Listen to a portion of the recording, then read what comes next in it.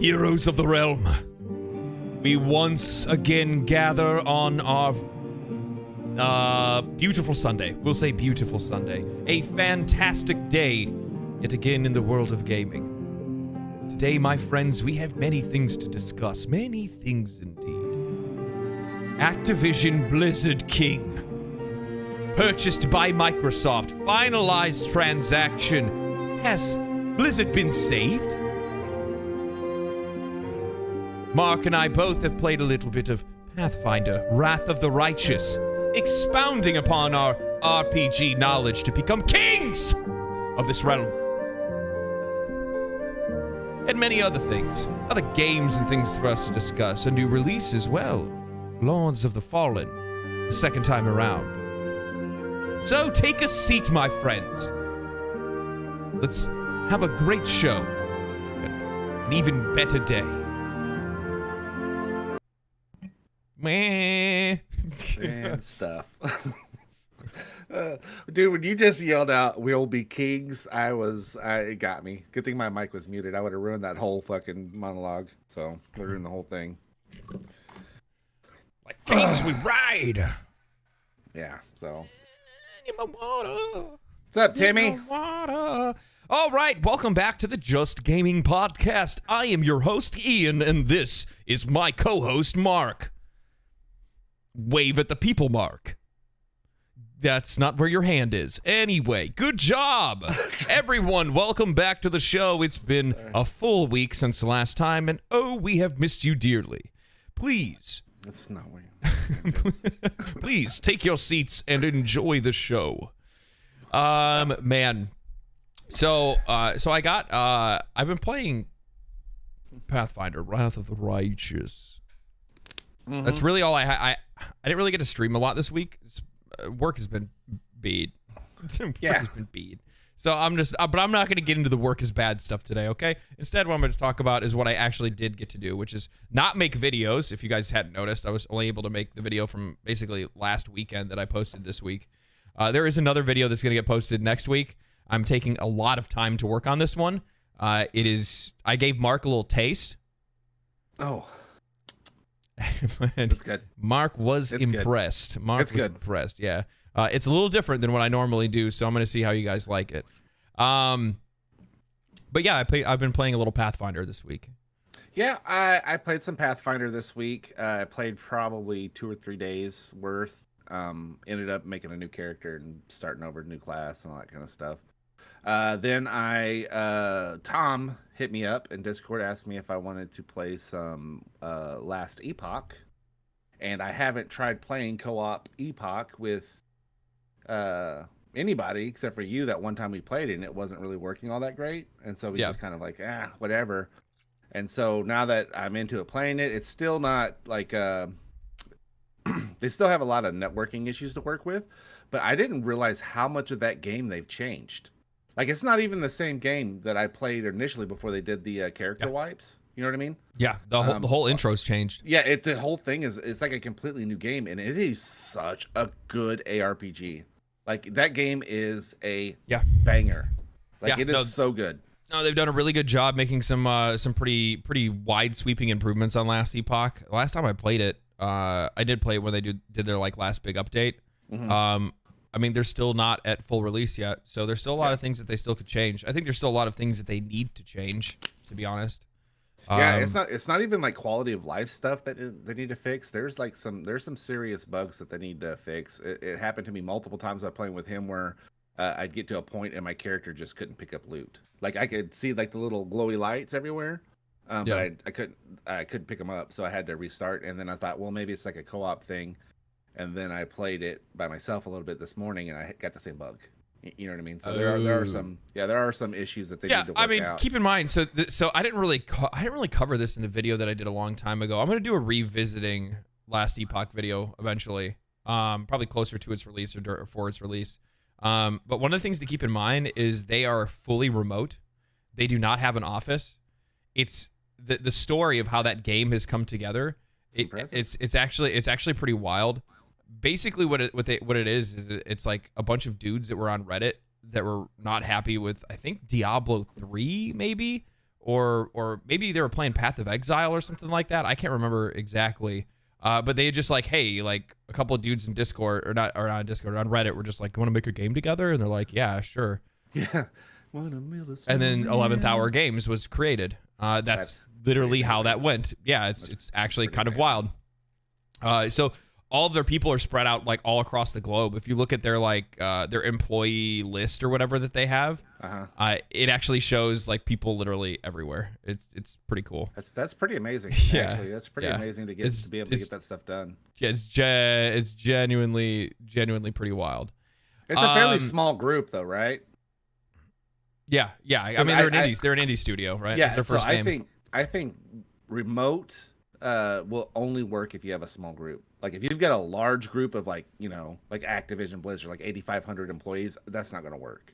I think what's even more true is if you have a large group of employees and you're working on multiple projects. Yeah. You need to have some way to be able to kind of anchor those folks. You know what I mean? So yeah.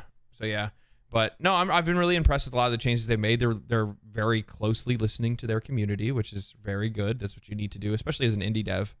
Yeah. And yeah, I think the game's gonna be a solid competitor to Path of Exile as well as Diablo 4. Yeah.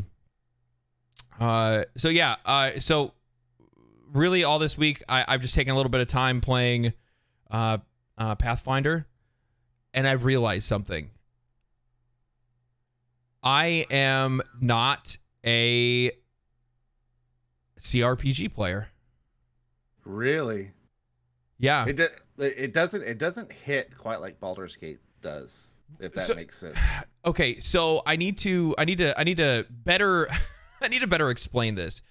This is how it is. So it's not that I'm not a CRPG player. It's that I wasn't before.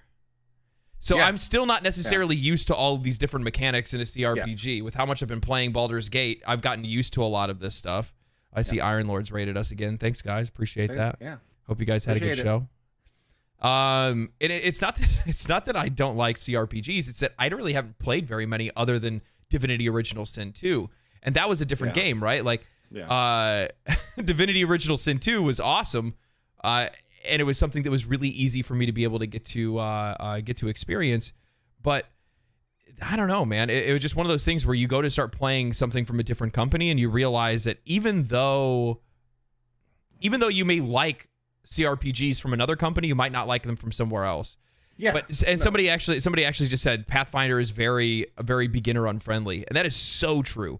It's wildly. It's the Path of Exile. It's the Path of Exile of CRPGs. Yeah, it's the path. Actually, do you know what? I think the better example is. Thanks again for the Iron Lords podcast coming by, guys. Thank you. Appreciate it, man. Appreciate it. Hope you guys are having a blessed Sunday on your Lord's Day. On your Lord's Day over there. On the day of the Lord. I catch Iron Lords after our podcast finishes. I listen to them while I'm playing something on the side. Yeah, they're goated. So the thing is that when I went over to try Pathfinder Wrath of the Righteous, I just realized that like I think the best comparison isn't like Diablo to Path of Exile. No, dude, it's like checkers to Path of Exile. It's like tic-tac-toe to Path of Exile. Like it's such a huge leap in complexity, in build design, in how the game plays, like all of that stuff. All of that stuff. It's so wild how dense the game is. And I'm playing it again, like I think I said last week. I'm playing the game on what is it? I'm playing the game on regular mode. I don't think I'm playing it on hard, because like you can pick core, right? Yeah. I can't remember if I pick core or if I pick normal. Sometimes some games I'll pick hard, other games I'll just pick normal off the bat. Yeah. But I've been playing it turn-based because I literally cannot do that. Like real time, I feel like I just die. Yeah. Narratively, it's hard to really control. Cool. You have to pause the characters, or you're gonna die. Yeah. Narratively, I think it's really cool, but it's one of those things where I do think that there needs to be a little bit. you see the major differences between the two games specifically because of like how one is produced. Like Baldur's Gate 3 is produced so well, dude. Like it's such a pretty game and it's so cinematic and the music's so good. But then, you know, Pathfinder is very bare bones in that because all of its efforts put into the systems and how the game plays and all the mechanics and stuff like that. Yeah.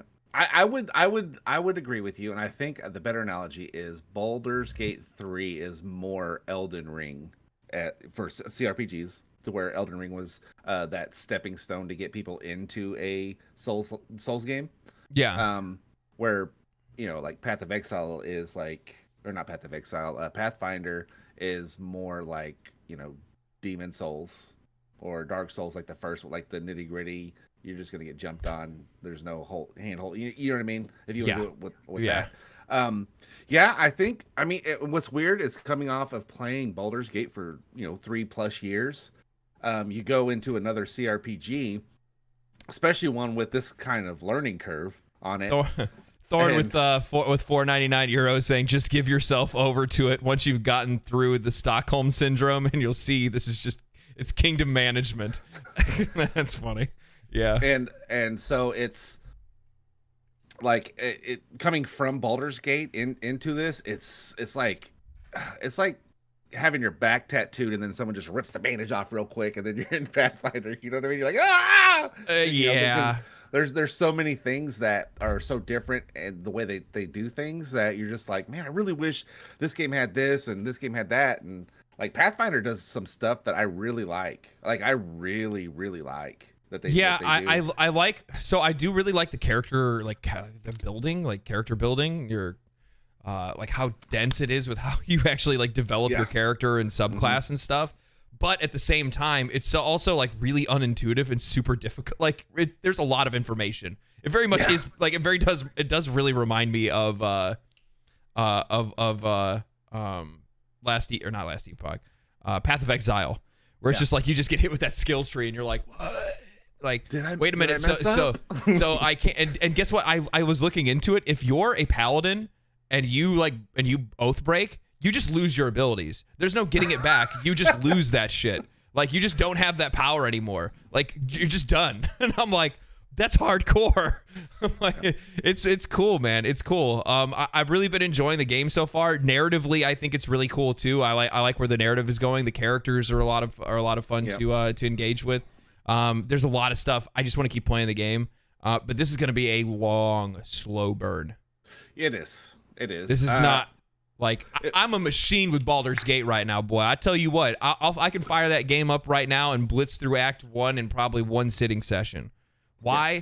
Because I am a god of Baldur's Gate. I've been playing that. I've been playing it for too long, too often. But this game is, oh boy. Yeah, it's thick, it doesn't make me worried about Rogue Trader because I know we're both looking forward to that one, right? The Warhammer one, because I think the lore part of it's going to cut down a lot of that character creation snafus. You know what I mean? Like I don't think there's going to be like like there is like 40 classes or whatever it is in Pathfinder. It seems like there's a bunch, but yeah.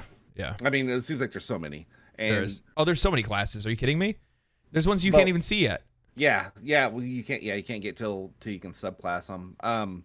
So it's like it's a super good game. Like if you haven't played, Rogue Trader is based on a much tamer system. I heard that the Warhammer system is much easier to work with.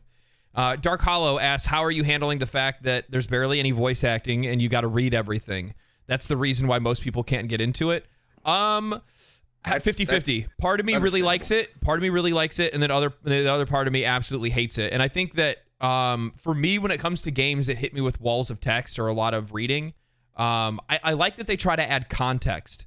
They'll have voiced lines, but then context will be hidden in the paragraph, right? Yeah. And I really appreciate that because it kind of like sets the mood. But it's doing that because the game's not cinematic and there's no cutscenes to show you like what's going on, right? Yeah, there's no facial expressions or anything like that. There's no detailed cutscenes. So as a result, they have to do that. Otherwise, a lot of the things that they're going to say or do aren't really going to make a whole lot of sense. So in some ways, I appreciate that they did that because the game doesn't have that cinematic quality. In other ways, I see it definitely as a major weakness to this genre. And if this genre wants to continue to do well and find success, I do think that they actually have to evolve in some way and start to incorporate the same things that Baldur's Gate 3 does. Not necessarily on the scale of Baldur's Gate 3, but I do think that there's a lot of value in having your game more cinematic and more easily digestible. And it's something that Baldur's Gate 3 proved. They proved that if you make a game more cinematic, you can bring people in and make them appreciate a genre that they probably didn't really think would be possible. Yeah, CRPGs are not a popular genre. They're just not. No. You know what I mean? And so, yeah, Baldur's Gate 3 did a really good job with, like you're saying, with the cinematics, the storytelling, and all that stuff. And Pathfinder has the storytelling. It does. It's got the set pieces. It's just done differently to where, like I said, with the text part of it, I liken that to people who watch anime subbed and people who watch it dubbed. Yeah. There are plenty of people that would rather watch it dubbed because they don't want to read. You know what I mean? So, but the game doesn't give you the option to switch it over, right? It doesn't give you the option to go like, I want it just, speech to text it to me, please. Yeah. So, and then Dark Hollow follows up saying, I wouldn't call it a weakness. It's more like a budget restraint. The thing is that you can make things happen. You just have to be a little bit more creative you don't have to do it in the same way that Baldur's Gate 3 did. Baldur's Gate 3 spent a ton of money on voice acting, a ton of money on performance capture specifically. Oh, yeah. How they made sure that they could get every single character's like little body movement and stuff like that. I'm not saying you have to go that far. What I'm saying is that there is a bridge to cross if you want to continue to make certain genres of games relevant and keep them relevant or make them more palatable to other audiences. Yeah. Obviously, I think there's something to be said about keeping games niche, because if they stay niche, then that means that if they stay niche, then they're making games that they love and they're making games for an audience that they love. And I think there's something really special about that. But at the same time, you have to include other people in the future if you want to continue to be successful in the future. I think there's a really tough balance that you have to find between becoming EA and Activision versus doing the things that you love and still trying to make things in a way that you're not trying to capture every person in every single audience and every dollar that you can. Yeah. But I think you should try to still try to be successful, but do it in a way that you're still going to be respectful to the content that you're trying to make. Yeah, and where Baldur's Gate succeeded, I feel, is that they did that. Because they didn't try to appease everybody. I mean, so there are your hard stance D&D people who think that Baldur's Gate 3 it's terrible. They just think it's terrible because it's just not D&D the way they envisioned it to be. Right. But what they did was they did it for people who are familiar with D&D and people who aren't familiar with CRPGs. They mixed it together to where they made a larger swath of people that they can make happy. You know what I mean, with the game. And so, yeah, that's where they succeeded. I think Pathfinder, I think it's a wonderful game. Like I said, it's a shame because I'm this way with RTSs. I hate RTSs. I hate them, but I like CRPGs. Does that make sense? No, it doesn't, does it? But I hate RTSs. I hate the building, the doing all. I hate it. So I like StarCraft. As soon as it has RTS on it, I'm just liking myself to just like your casual gamer. Like if they see CRPG, they're just already gonna like not go for it, right? They're just like, well, I'm not even gonna try it. And I think the thing is that I almost kind of want to withdraw what I said, saying that games like Pathfinder should try to in the future emulate games like Baldur's Gate 3. I think better yet, what I should say instead is this: there needs to be more games like Baldur's Gate 3 to bridge the gap for people to be able to find games like Pathfinder. Yes, that is. You know what? I love you. So, see, because you need to have the little bit of bait that's sitting outside to be able to bring people in. You want to have that palatable bridge, a game that players can play, even though it's for a genre that they may not, really be that much. They really wouldn't be interested in, right? Yeah.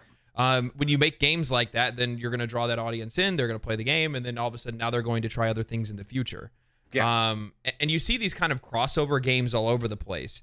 Another good example would be something like Borderlands. Let's say you don't like first-person shooters. You have no interest and never have played a first-person shooter. I know that sounds ridiculous to a lot of people, but there are folks that haven't before. But they love RPGs and they love ARPGs or games that have a ton of loot. Well, then they go and play Borderlands and they realize that they really enjoy this and they're having a lot of fun playing it. Well, then all of a sudden they're like, I actually kind of enjoy that gameplay. Maybe I will go try a first-person game.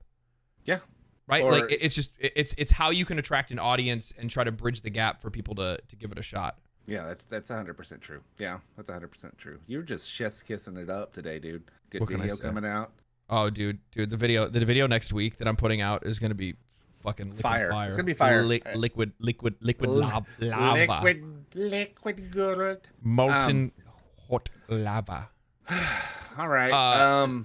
And then obviously I played a little bit of Cyberpunk, but that's just like kind of quest by quest because I forget like how long a single quest can sometimes take in that game. It's kind of mind blowing. I downloaded Outward this week because I'm gonna have to hit. You know me, dog. I gotta hit a survival game.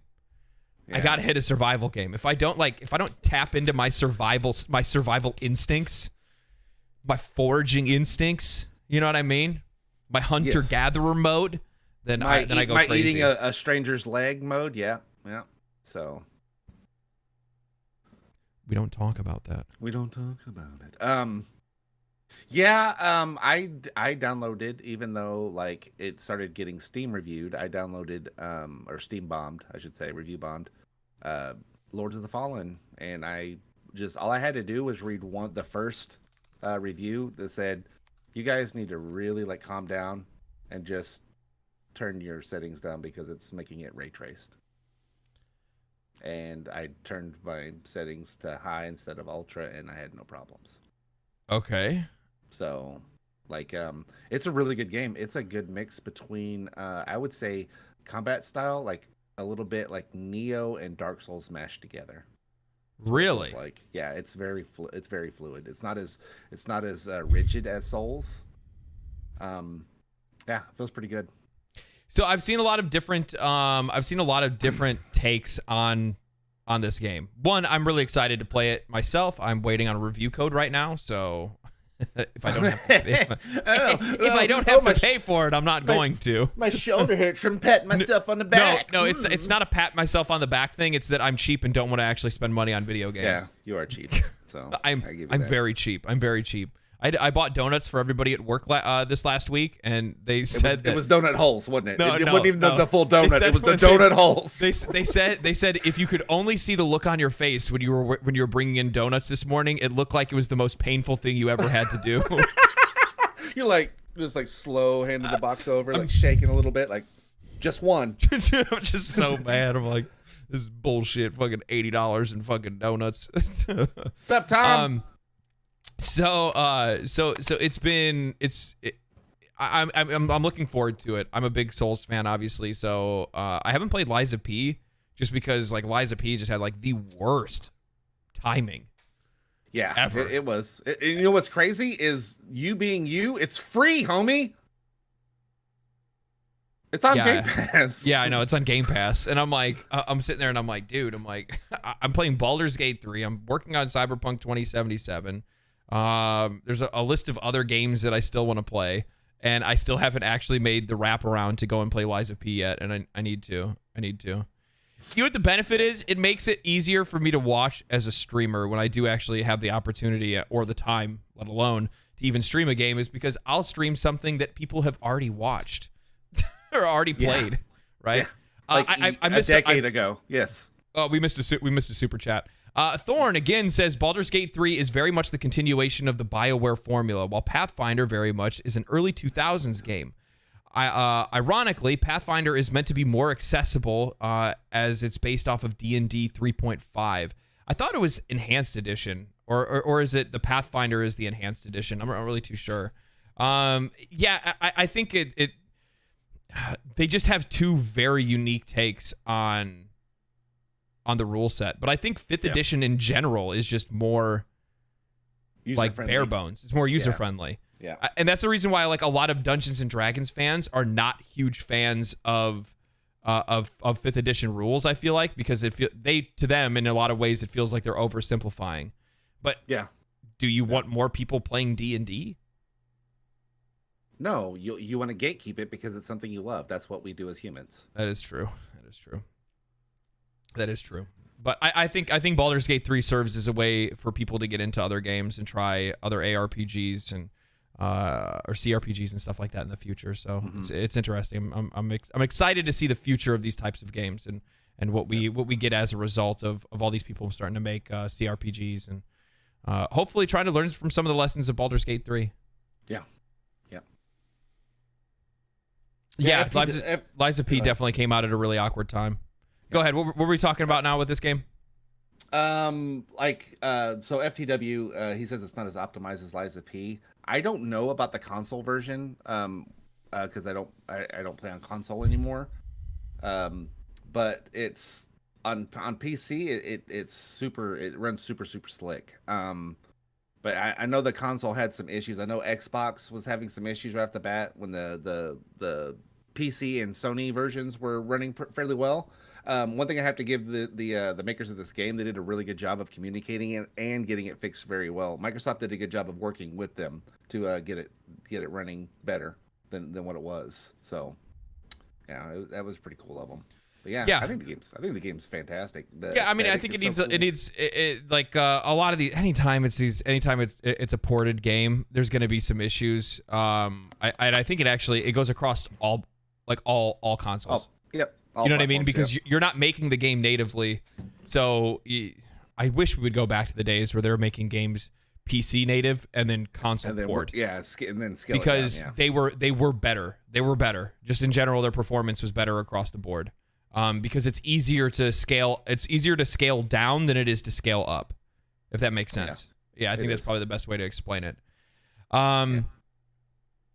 So yeah, I think the game looks really good. I've watched Asmongold play it a little bit. I tuned into his streams a little bit on my breaks at work. He seems to be enjoying it, so I'll just base my opinion off of a streamer and say it looks pretty good. So here's what I think is going to happen. I think me and you will end up co-op streaming this game. Is what's going to end up happening. I think would be the best course of action. So once you finally get done, because you want my help? No, I don't need your help. I just think it'd be fun because it's a game that you actually can't kill me in. So it'll be all right. That's why you want to play. Because if given the opportunity, you will die. You're going to kill me. Yeah, you're going to kill me. You will die. And it will be hilarious, and I will enjoy it. So this game's definitely one that's going to be on the books. There's a really weird conversation that I did see get sparked about this, where there were a lot of like Xbox fans that were upset about the fact that they made an announcement about fixing the game for PC and PS5 first, and not them. Mm-hmm. Yeah. Is that the best way to explain? Best way to sum that up? Yeah. I think. Yeah, I mean, I'm not going to go into the terms used, but second-class citizens was thrown around quite a bit. Yeah, well, and the thing is that I brought that up in a conversation where I said, well, it's not that these developers are creating or trying to treat Xbox like a second class. It's actually the fact that Xbox themselves made a second class. When they came out with the Series S, what did you expect? You made a less powerful console, so... that's the lesser gaming experience, right? Yes it is. I'm trying real hard here, buddy. Yes, it is. I'm just having a natural conversation. Don't make this about some weird Twitter drama or anything. I'm not making it about. But yes, no. When they have two separate, we'll just lay them in terms. Two different power levels, and then they demand parity between the two, you're always going to have issues. And I think it's starting to become, I wouldn't say it's a trend, I would say it's more of a pattern that we're seeing. Like I said, this developer was really quick to get it fixed. Larian's taking a lot longer because they're more, perfectionists on how they do stuff. But Baldur's Gate 3 will eventually hit Xbox because they're working on it, but that was because of parity. So yeah, I don't. I understand, and I actually feel bad for Xbox owners. Me being a Xbox veteran, you're not going to be able to out Xbox me. I was original from the get-go. This is the only generation that I haven't purchased. But it's like I feel bad for them because they did buy a premium console in the X, and they're kind of getting gypped a little bit. You know what I mean? Because of the S. Yeah. So. Yeah, and then also it's not even the. Here's the thing. I feel bad for both because it's also the Series S owners that thought they were going to get the same games that were going to come out on the X. Yeah. In the same condition with the same features. Yeah, because and they're not. Yeah, and they're not. They're just plain and simple. They're just not going to. And the thing is that once if you noticed, see, this is the thing. And people started saying this when they did the whole Baldur's Gate thing where they said that they weren't going to have split screen co-op on the Series S. People immediately pointed out saying other developers are going to try to push to have similar things where they can just pull out features out of the Series S to make sure that the game can run properly. Yeah. Makes and sense. That's what it seems like Lord of the Fallen and other developers are starting to say is they're coming out and saying like, hey, we're having problems on the Series S and X because of parity. Like they literally said in their quote, they said because of parity needs. Yeah. You know what I mean? Like it actually says on their Twitter, that quote that they put up, that apology or whatever for the performance issues, they said it's because of the parity issue. You're going to see more developers in the future do similar things where they are going to just complain and say, hey man, if it wasn't for the parity, this game actually would have released as it should have. Yes. And whether or not that's going to be true or not, I mean, we'll be able to tell. You know what I mean? If it's performing like crap on every single platform, then that's one thing. If it's a different story. If it's just the Xbox that's having issues. Yeah. Well, yeah. I mean, and don't get me wrong. Like I said, at its initial launch, it had some jank on PC to where you were only getting 10 frames, 20 frames per second. But that's because the way that they did their ray tracing tied into their performance quality and balanced modes. Yeah. So if you just turn it to performance, it runs fantastic. Yeah, So, I see somebody in chat said, is Lords of the Fallen one of the actual Souls games? No, it's not. It's made by another third party company. But I will say this: I'm actually really impressed with a lot of the new Souls-like games. While these games don't have that same personality as something like Neo, that really separates itself. It's very unique in comparison to what you would expect from like a Souls-like experience. Yeah. These games are very true and dear to the formula that FromSoft has already created, like Lies of P and also by extension Lords of the Fallen. And I think there's something to really appreciate about that because these games they're good. Yeah, like from what I'm seeing from most people, I haven't put my hands on them yet. From most people are saying they're good. People are having a lot of fun playing them. Yep, I haven't gotten to the first like actual boss, not like just like the skill check boss. But it feels really it's like the most Souls-like game that closest to Souls that I've played. Like to me, Neo doesn't play like a Souls game. It plays like a Neo game. I don't know if that makes sense. It's just a difficult game, but this one feels like a Souls game. Yeah, it could be made from FromSoft. It feels that good for me. Yeah, to me, no, I genuinely do. I appreciate that there's a lot of developers that are trying to make games like this because I think it's an awesome genre. Dude, I love these games. See, this genre is generational. There you go. Dude, I'm gonna tell you guys right now. I hope no games come out next year. Like I need time to catch up, dude. Like I think is it next year supposed to be relatively quiet for games anyway? Microsoft has got 2 on the slate that I know of. PlayStation, I don't know. This year for PlayStation was pretty dry, so they may throw some sneakers out there next week or next year. Oh, probably remake Last of Us another time. At least one more time, just so like your great grandchildren can play it. Yeah, I like that. And but other than that, there's not really a whole lot announced. So we'll see what's happening. You know, the Game Awards are coming up at the end of the year, and they generally show some 2020 the next year stuff. So we'll see. See what's going on with that. Oh, that is true. We usually get some announcement trailers during the Game Awards, right? When is the Game Awards? I think they're usually in December. Oh, like early mid-December. Yeah. Become neat, Ian. play games, read manga, and get unemployment money. That sounds fantastic, actually. That actually sounds like a really good idea. Yeah, where do I might try that for that job? I might try that one out, actually. Where do I apply? Yeah, is there an application process to this? So I'm obviously really interested in Lords of the Fallen. Even though Souls games give me so many frustrations and so many headaches, I've always enjoyed the experience of playing them. So you guys eventually will get the joy of being able to watch me die over and over and over and over again until finally I kill something. Yep, and then as soon as he kills one thing, he will let you know he's the best gamer that has ever touched that game. Yes. So. Yes. I am a god. I am. Let's go. So what else? What else? Before we get into the main topic, let's talk a little bit about the Sony doing stuff that Sony does that just pisses me off, and it's the main reason that I don't like them as a company. Okay, yeah. Okay. Talk smack about Sony. Go ahead. All right. Beat 'em up. So Sony's coming out with their slim console. They're raising the price from it's an all digital console, mind you, raising the price from $400 to $450. While the slim detachable disk drive one will remain at $500, so it's $50 less. To get the vertical stand for it is an additional $30. So now it is only $20 less than the normal detachable disc one. That makes sense. Oh, so okay.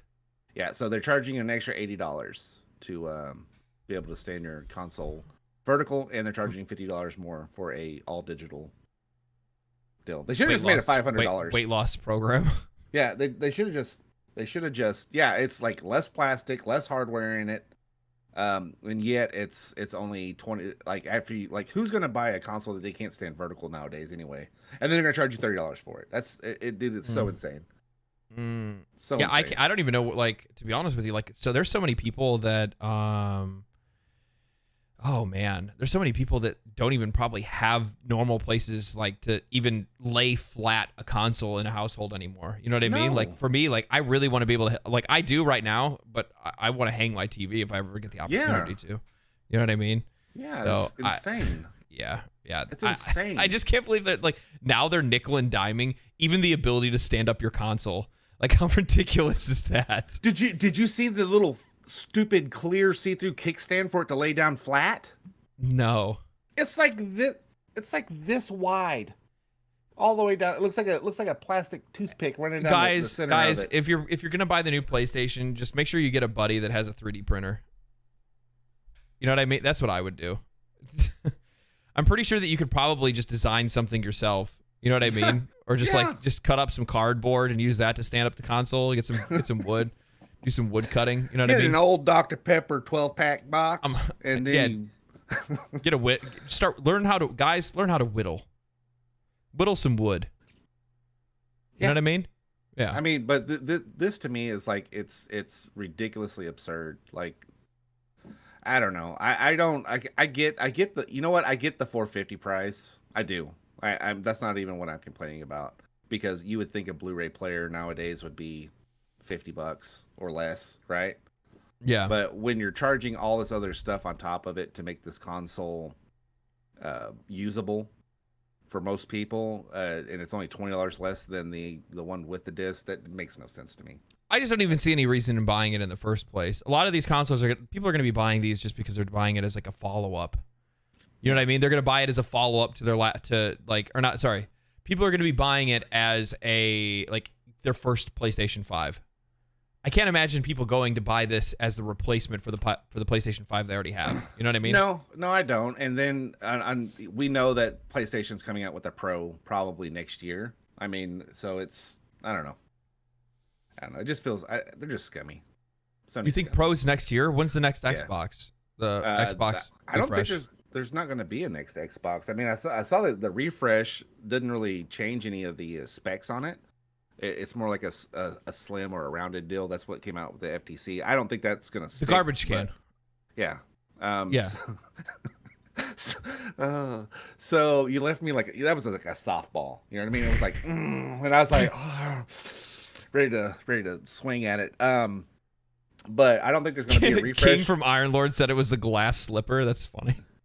I don't think. Yeah, that's what that kickstand looks like. I don't think they're going to because of the S. Honestly, that's their largest market share of the consoles sold. And if then they sold the X, and now people are going to try to do an X. I mean, it goes back to the same conversation we just had, that they have 2 classes of console, and now they're going to have 3.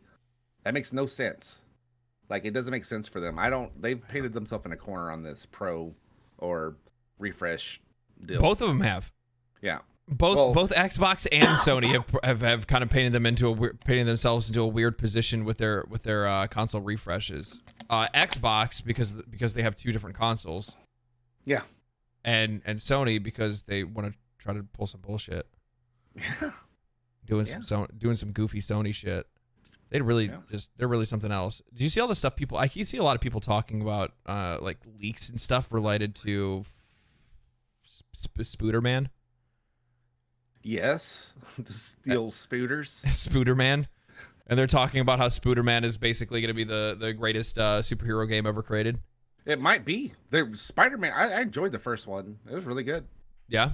I mean, it really might be. I've got Drake's PlayStation. Are you trying to tell me where there's smoke, there is fire? Generally, yeah. I mean, don't get me wrong. It's hard. Like, when you start talking to fanboys, you know what I mean? Like, people who are illogical about their purchasing. On either side of their plastic god. On either side of the fence, they can't look at the grand sum or be honest about the fact that game looks really good. You know what I mean?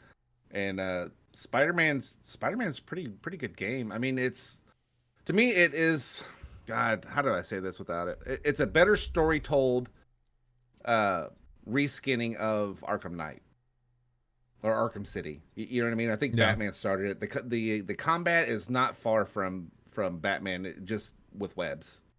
It really isn't. I mean, it's the same. It's literally the same thing. So, oh my God, you know what, Mr. Digit in chat saying, I look at it this way: if you already spent the money on a PlayStation 5 and run out to get a Pro, you're well within PC price territory when you could have built a much better PC. Yeah. Amen, brother. Amen. Join us. Join the master race. Join the cult of the absolute. Yes. I really do wish more people would buy or try to save up and buy PCs, because it's really difficult to try to explain like just how vastly different of a gaming experience it is, how much better it actually is. It's so much better. And then you find yourself as that Zen warrior that has now transcended the console wars. You're out here just like... Yeah, people say something stupid, I'm just like... Psh, no. Peasants, look at these... Look at the rabble fight. Watch as I change my FPS. Look at my look at me change my FOV slider. And it's just like a bunch of people just staring in awe. Oh my God. Yeah. Upscaled? No, As of today, I can see the world.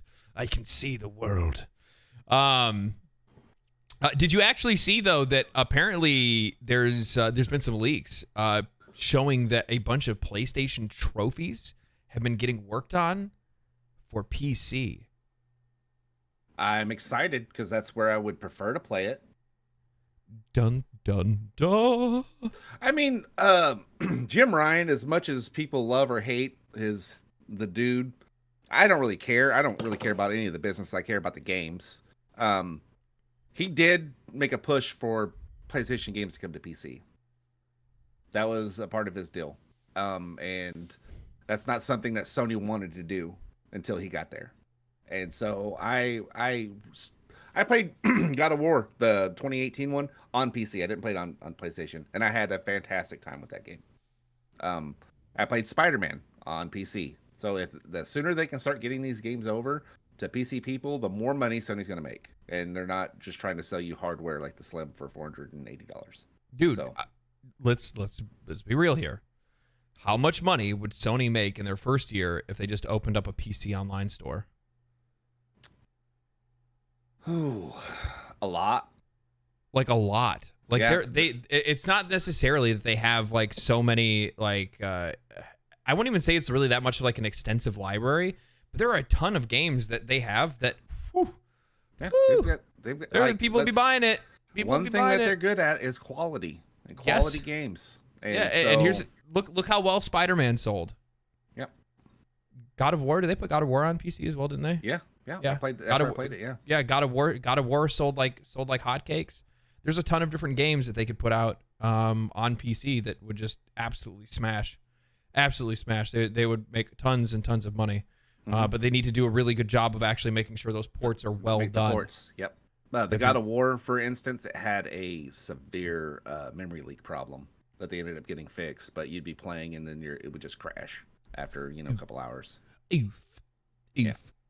Yeah. So anyway, I don't know. Maybe I'll buy a game for my PlayStation 5. I've really just been using it as my new like Netflix / Crunchyroll console. You know what's crazy? The main thing that I play on it, I've got like Ghost of Tsushima to finish. I've got Final Fantasy 16 to finish.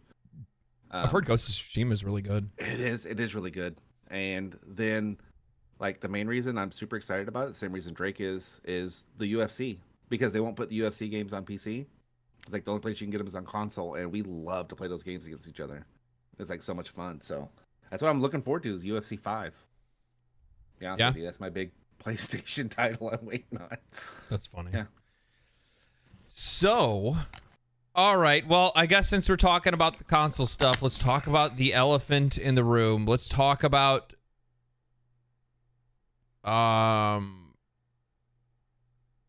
Nintendo. I'm kidding. Yes.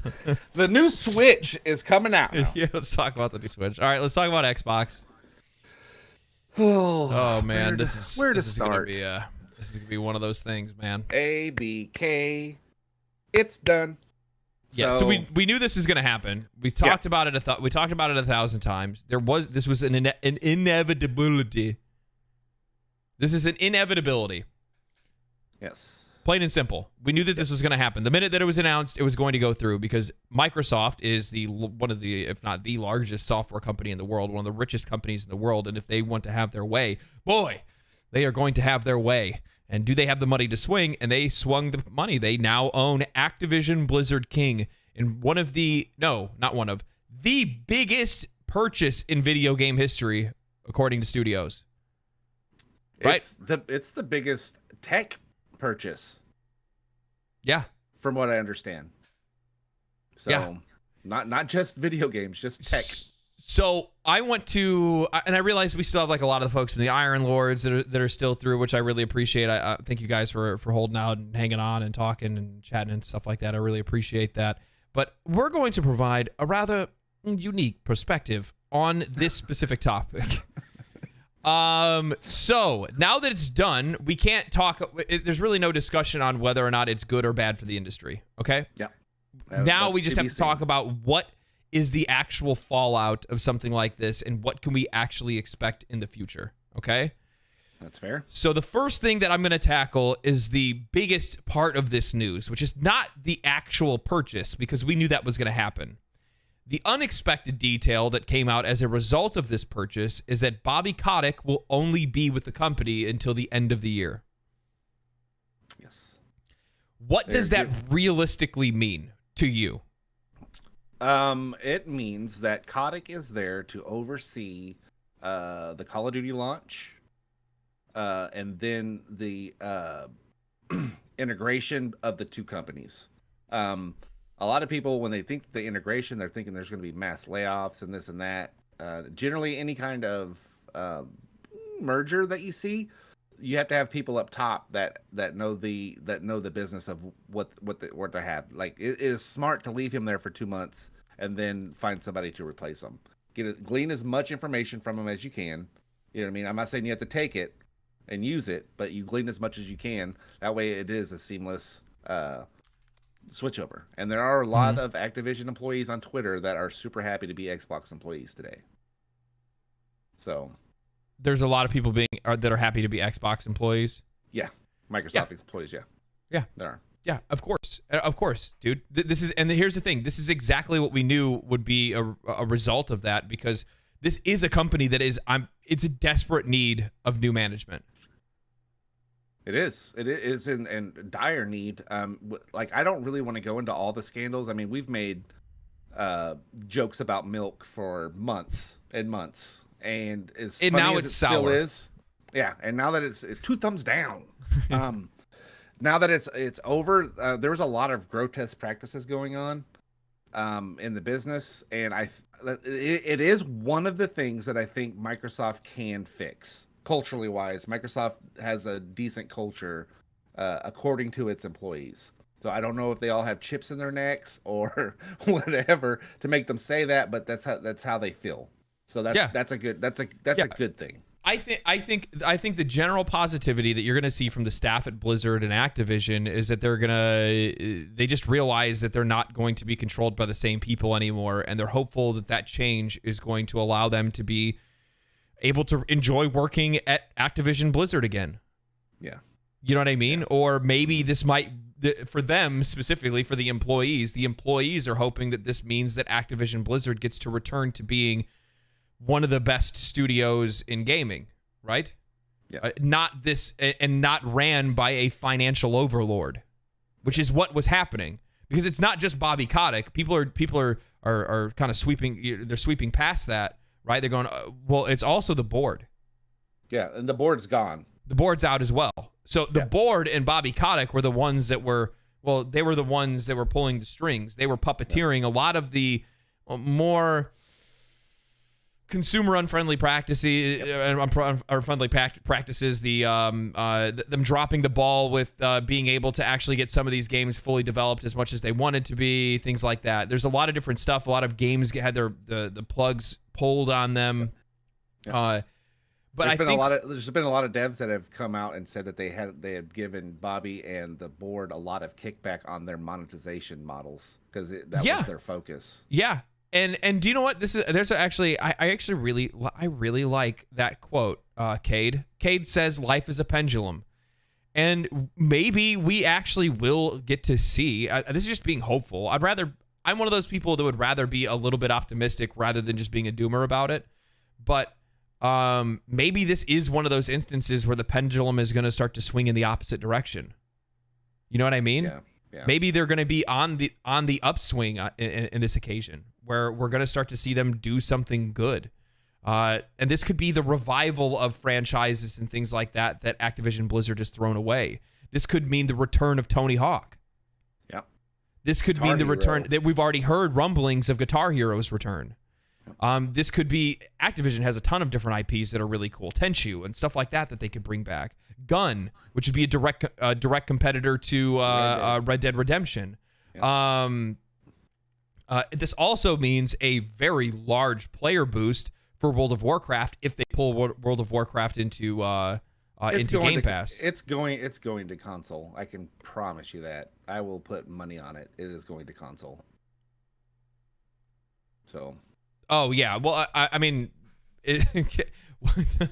how funny is it gonna be? How funny is it gonna be that now that Xbox owns World of Warcraft, that they're still technically gonna have Final Fantasy 14 on Xbox before World of Warcraft?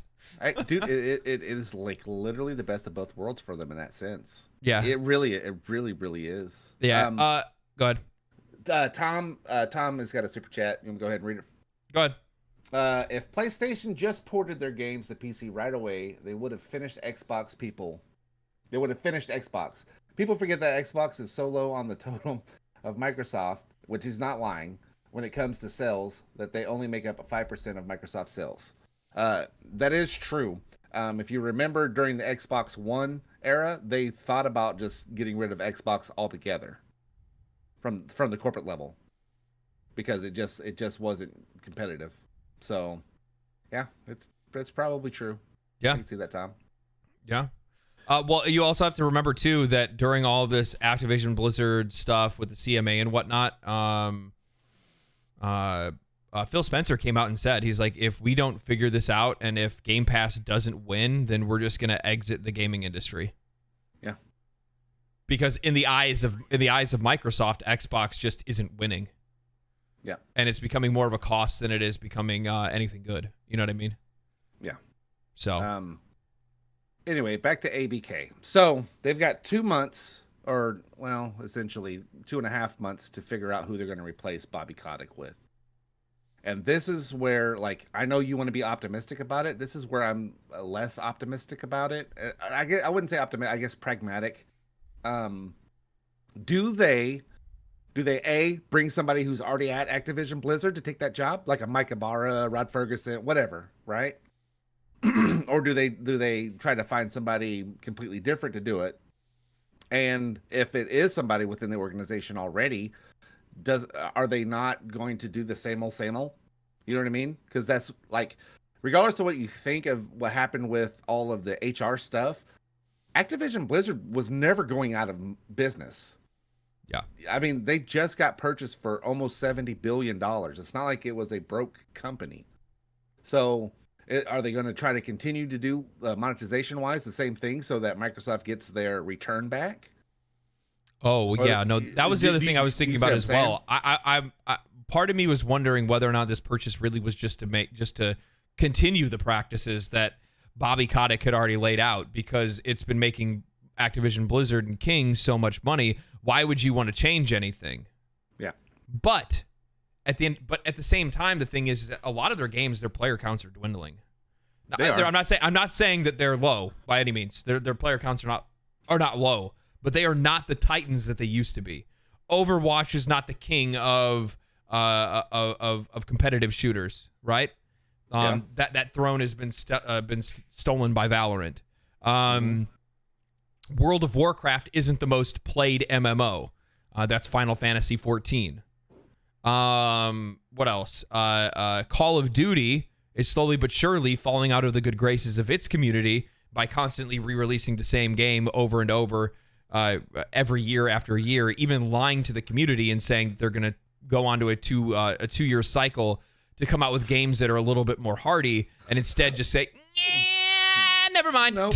Here's an expansion. We said we're that. Call it a new game. We said that, but actually we're going to charge you another $70 for an expansion, and we're making another game. So there's a lot of stuff there, right? There's a lot to be said so far as like the bad monetization practices and things like that they've had in the past. That I do believe that is one of the reasons why Microsoft bought them, because it's pretty obvious that they don't understand how to properly monetize things for them to try to really squeeze customers and make as much money as they can. Yeah, a really good example Halo of this Infinite is a good example. Exactly, that's what I was just about to say. Thank you for stealing my punchline. Sorry. Go ahead, Mark. Oh, yeah. Go ahead. Halo Infinite was a nightmare of microtransactions. It just didn't make sense. They were charging money for color camos. You know what I mean? Paint schemes. So I'm done. Sorry. That was it. You just wanted to take my line and just run away? Yep. Fuck. Sorry. No, so yeah, it's pretty known across the board when you're looking at even games like Gears of War. Even Gears of War's monetization is relatively poor. It's bad. Yeah. It's just uninteresting, right? Yeah. Now, I'm not saying that's a good thing that's what they want to do. I'm not. No, we're looking at from a business sense, not from a gamer sense. Yeah, from a business sense, yeah. Yeah. So, and the thing is, like, this is kind of like across the board. There's a lot of different companies that are under Microsoft that do require a little bit more know-how when it comes to how to charge players to squeeze them for a little bit more than that $70 premium price. Yeah. And going forward, Xbox needs to know how to do more of that. Yeah, they do. Because most of their games, most of their players are going to be on Game Pass. Yeah, they are. So they're not going to be paying the $70 premium price. They need to figure out how to be able to monetize those people further through microtransactions in their games, because Game Pass is just going to serve as an entryway, the gateway that gets you into all of these games. They need all of those games, all of those first-party Xbox titles to be filled with great monetization models to make sure that they can continue to generate revenue after the Game Pass purchase. Yeah, for sure. Because that's how you would make a successful business model, in my opinion, right? Yeah. For games as a service, 100%. They're going to have to. They do have the initial entry fee. So either okay. So there's two ways this can happen. This can happen the way that Ian just described to you, to where they add monetization to all the games, advertisements in games, stuff like that. Or B, they raise the pricing model for Game Pass. Those are the only two ways that they're going to bridge that gap, right? And so, like, man, there's like some good things that I think is going to come out of this, honestly. But yeah, monetization is going to be their biggest issue. I personally feel. I think their Game Pass subscriptions are going to go up tremendously once all the old CODs are on there. The problem is they're going to have to fix a lot of the servers, because the servers are basically they're gone and just hacked, right? So yeah. Thorne says people forget that Microsoft was or microtransactions are the brainchild of Microsoft. Bethesda only did the horse armor on recommendation from Microsoft. And that might be the case, but even though they may be the ones that thought of the idea, doesn't necessarily they're the ones that are the best at figuring out how to implement it better in games in the future. And I think that a lot of other studios have done a better job at doing that, both immorally and morally. There's different models for it, in my opinion. But yeah, there's some companies are much better at monetizing their games than others. Yeah. And it's pretty obvious that Activision Blizzard's been pretty good at monetizing their games for a long time. Yeah, because they know who their target audience is. They know who they're trying to squeeze. Yep, 100%. And by the way, it ain't me. I mean, Microsoft is. Guess who hasn't bought anything from? I didn't buy anything in Diablo 4. I didn't either. I know what you didn't. No. Mark. I didn't. Mark. I didn't. Mark. Okay, one thing. I bought one thing. The day it released, couldn't even help himself. He's like, no. Microsoft is like the king of coming out with stuff too early, and that's their problem. Look at the Kinect. There was this huge deal with the NSA's listening in on you, right? And everyone hated on Microsoft for it, blah, blah, blah. They ended up taking it away from the console later. And then everyone buys an Alexa that is listening to your dreams, I'm telling you. But stuff like the HoloLens, for instance, and now you've got, like, they'll do things first, but they don't always do it best. That's their kind of thing. You know what I mean? Yeah. But I like, one good thing that I can see coming out of this, honestly, with 8,500 employees coming in, right, to the Microsoft fold, they could do what Sony does. And this, like, Xbox fans, don't hate on me for this, but Sony has a team that distinctly goes studio to studio to help people work on their game. Okay? Like, would you not like to see some of the Activision, some of the Treyarch, Infinity Ward, Raven, whoever, go and help, Halo with some stuff, some ideas? You know what I mean? Or vice versa. Or vice versa. I want to see that IP in Activision's hands. Yeah, that's what I'm saying. Like, there's a lot of room. Or better yet, fuck Halo. Yeah. Well, there's room to do all kinds of stuff. I want new IPs. Yeah. Well, I'm not going to argue with you on that, but there's so much room to do so much stuff, but it's going to be limited to Phil Spencer's creativity of what to do, of leadership. And so far, I like Phil Spencer. I'm not going to say that I don't, but him and Matt Booty have done a fairly mid job of managing the studios they already have for quality purposes. I think that they kind of started on the bad foot from the Xbox One, right? Like, they were kind of were handed the reins to the company after it was set on probably one of the worst paths it could ever go on. Oh yeah, it was rock bottom. It was for sure rock bottom, yeah. And that's a hard spot to try to get yourself out of. You know what I mean? Yeah. Well, and I've stated it before, within the 13 years from Xbox One to now or whatever, they only came out with 4 new IPs in that 13 years. That's not good enough. You know what I mean? Like, everything was a rehash or a sequel for them. and it's just not good enough, I think. And they're going to have to do that for Game Pass to be, I think, successful. They're going to have to come out with some new IPs, which their studios, granted, they're starting to starting next year. I think they're going to have some new stuff. So yeah, I mean, the thing is that you have to realize is that with this purchase, especially with with this purchase of Activision Blizzard, not only do they have a lot of access to a bunch of really cool IPs, but they also have access to technology they don't have either. Yeah. Proprietary engines that they haven't had access to, that very well could really flip the script on how they've developed some of their games going forward. Like they now can use the Call of Duty engine to make a Halo game if they wanted to. You know what I mean? Maybe they make an ODST. Yeah.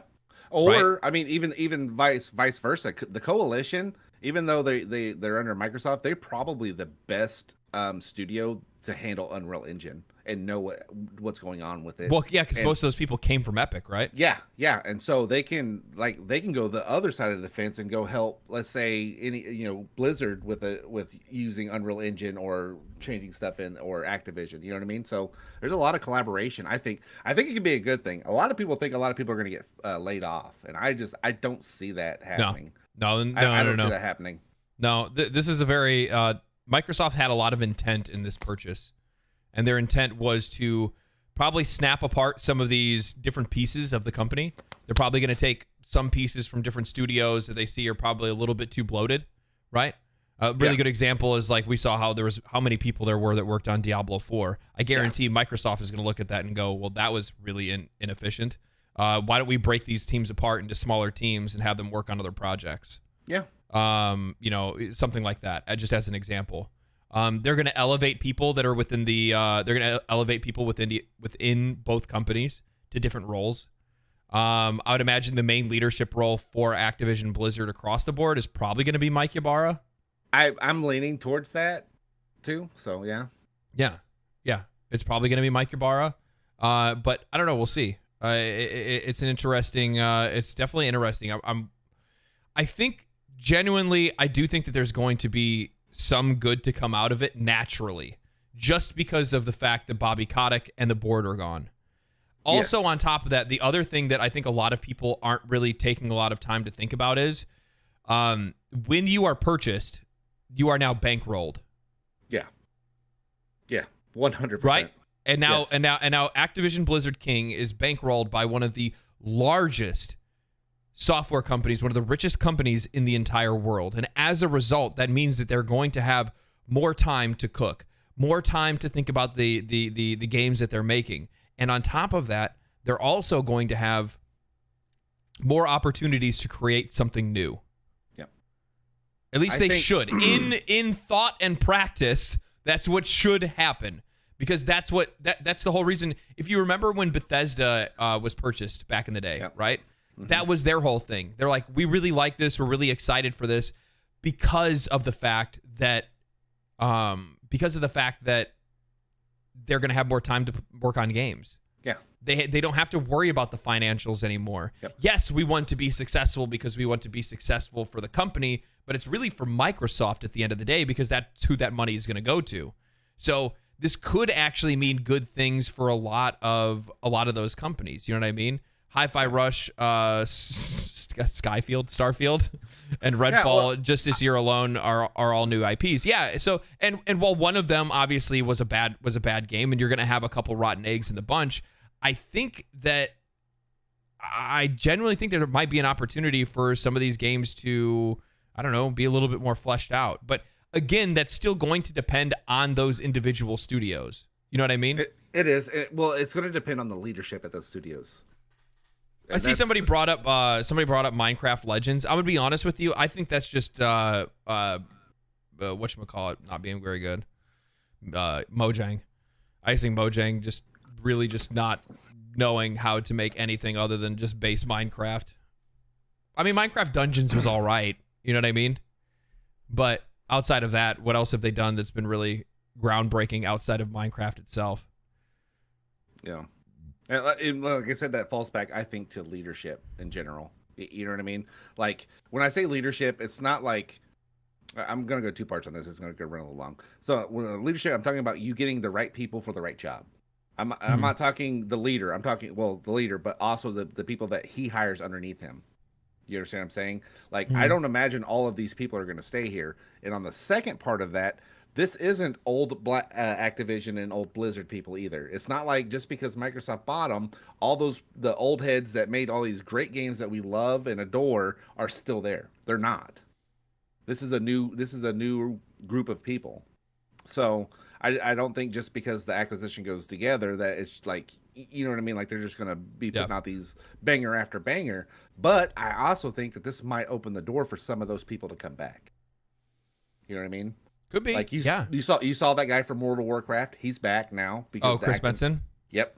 That's the original artist, right?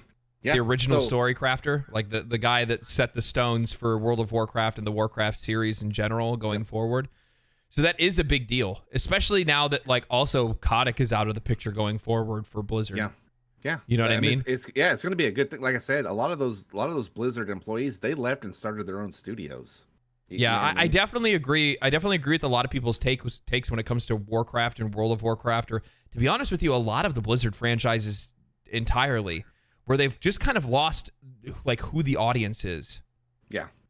You know what I mean? Like it's you got a lot of terminally online people that all they do is watch YouTube and Reddit and Twitter, and they just don't know who they're making games for anymore. You know what I mean? Like they're getting involved in a lot of stuff that just it's just not necessary for them to get involved in. They just make good games. How big, how do you think, I have a question for it. Do you think that the survival MMO that Blizzard's been working on is going to be an Xbox exclusive? Yes. I think anything that they are working on that hasn't been announced, that hasn't been like signed under contract for something, is 100% going to be Xbox and PC exclusive. I don't think. Like, here's the thing. I know they have the 10-year deal that they had to do with to get the deal to go through, and that's fine and dandy. But what I'm telling you is a lot of the other niche games that come up underneath it, like your Call of Duties, you don't want to make. Call of Duty's just too big of a title to make it an exclusive to one platform. But all their other games that they come out with, they will be Xbox exclusive, and they will be Game Pass day one. 100%. You don't spend $69 billion to just be like, yeah, here's everything, guys. We're good. They're trying to bring people into the service. That's their deal. They want people in Game Pass. So in their ecosystem. They're going to get them. They're going to get them. But like I said, that's like, there's no way. Okay, let's say the 10 years is over with the Call of Duty deal. And now you can get Call of Duty day and date in Game Pass, or you can buy it on PlayStation. Where are you going to play it? I mean, you're going to play it in Game Pass. Yeah, because you're already paying the sub for it. You know what I mean? Like it's so with all that, it just like eventually. I'm torn because especially nowadays, most of these games are cross-plat anyway, right? Yeah. Like I hate consolidation, and this is one of the biggest consolidations of all time. And like we're seeing what's happening with Embracer, and so people, the first thing they think of is like, oh, Sony or Microsoft needs to go start snatching up these other. Studios like 2K and or Gearbox and all this, and I don't like the conglomerate part of it, because like I don't think Microsoft is going to happen what happens with Embracer, because Embracer was getting its money from its investors, but it's like man, I don't know.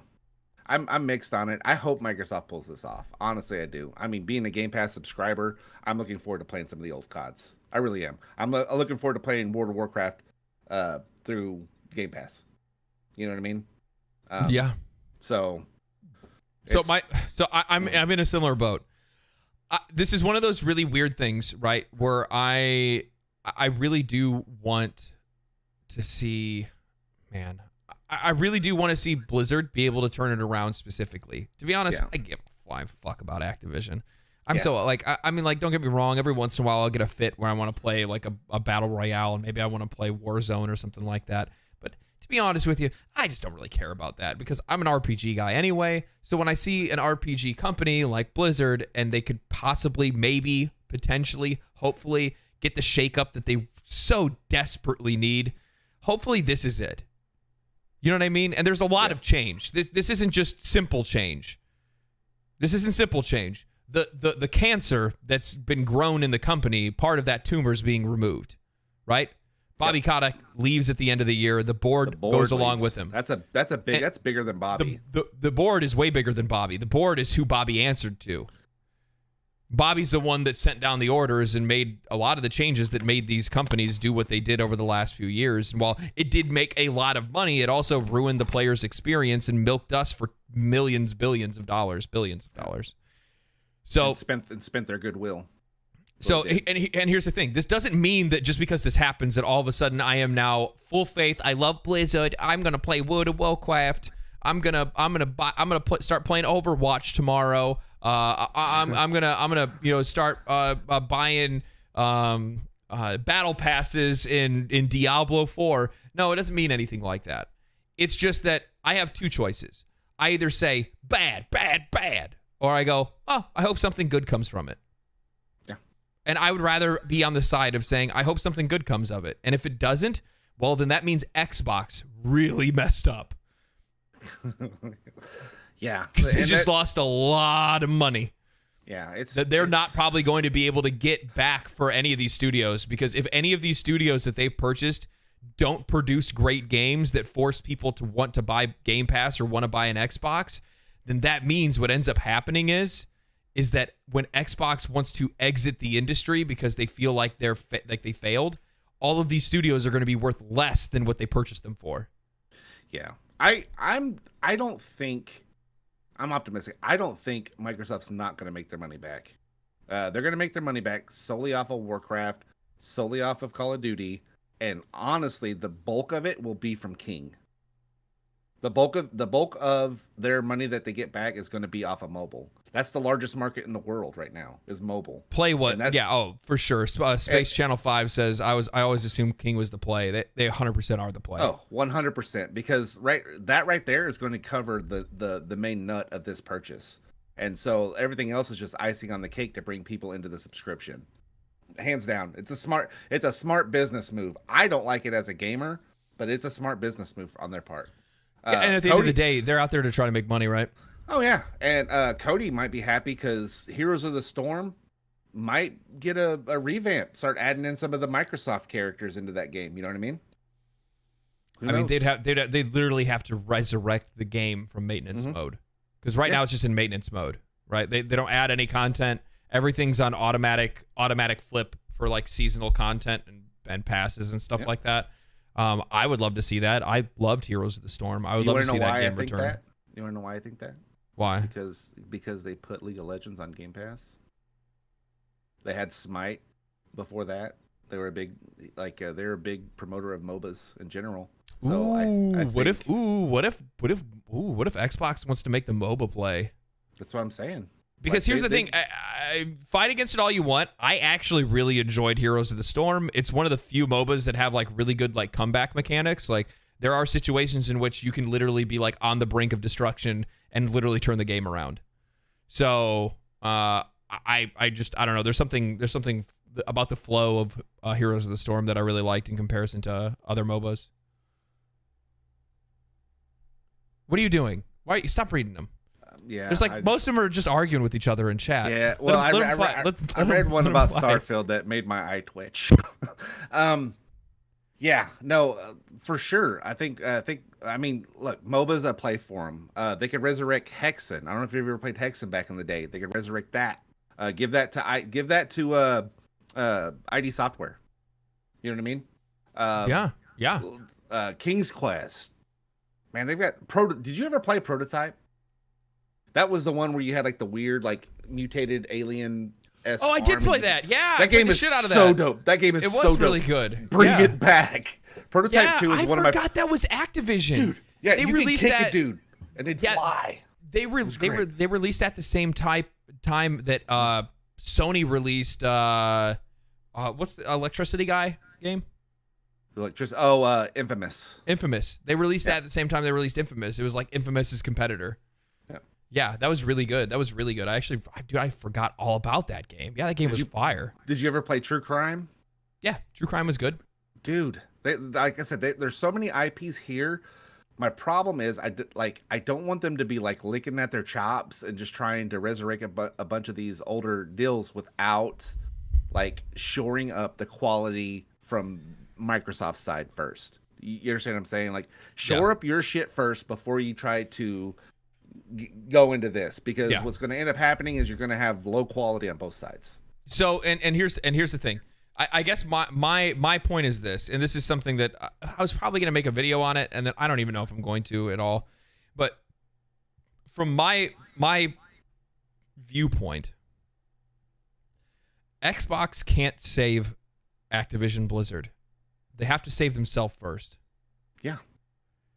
They have a lot of internal issues, even though a lot of Xbox gamers want to say they don't. They do. Because to be honest with you, any of the releases over the last 5 years at least? Yeah, I get some people like, well, Forza's good. Well, Forza's a fucking racing game. It's not the thing that's going to drive people straight to your console, okay? Racing games are there specifically to make sure that you have a showpiece to show your friends when they come over and look at your console. you have something to show off how beautiful your console are, how beautiful the games are, right? But outside of that, like the thing is that simulation games in general, because people also bring up, well, Flight Simulator did well. Come on, dude. Yeah. Are we really doing this?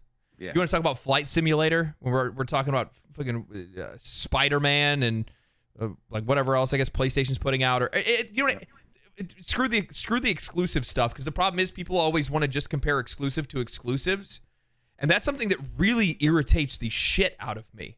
Because people, well, Xbox has this, but PlayStation has this. Well, it's like, why don't we instead compare the exclusives to the experiences that we're getting from third-party developers?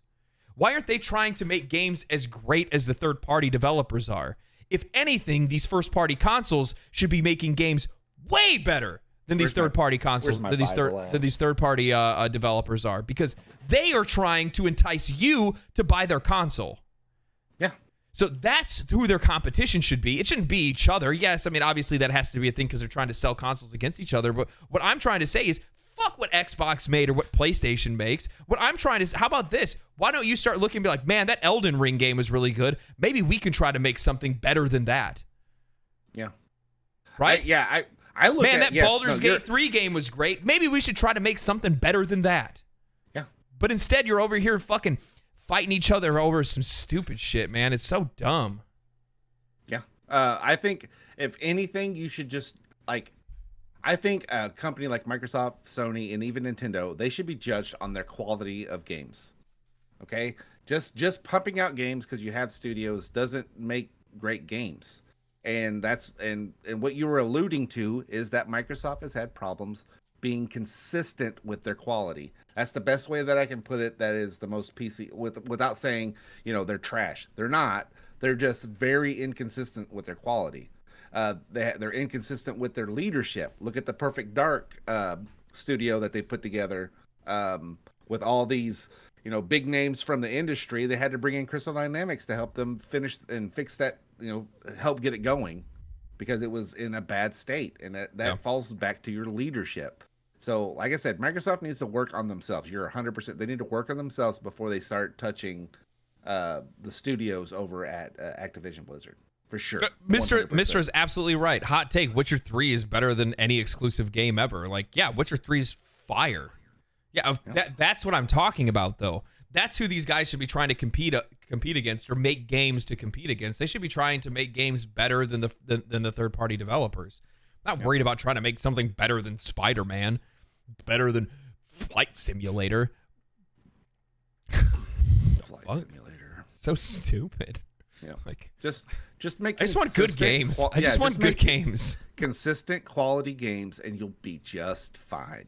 Yep. Like, you'll be just fine. Look at Nintendo. They walk to the beat of their own motherfucking drum because they just make quality games. That's it.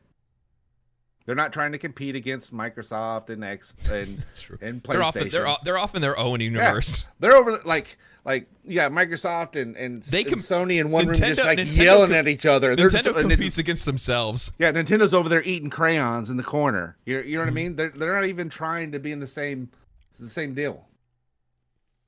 So, like I said, I think it could be a good thing, but I'm most concerned about the leadership part of it. And when you change a culture, it starts at leadership and works its way down.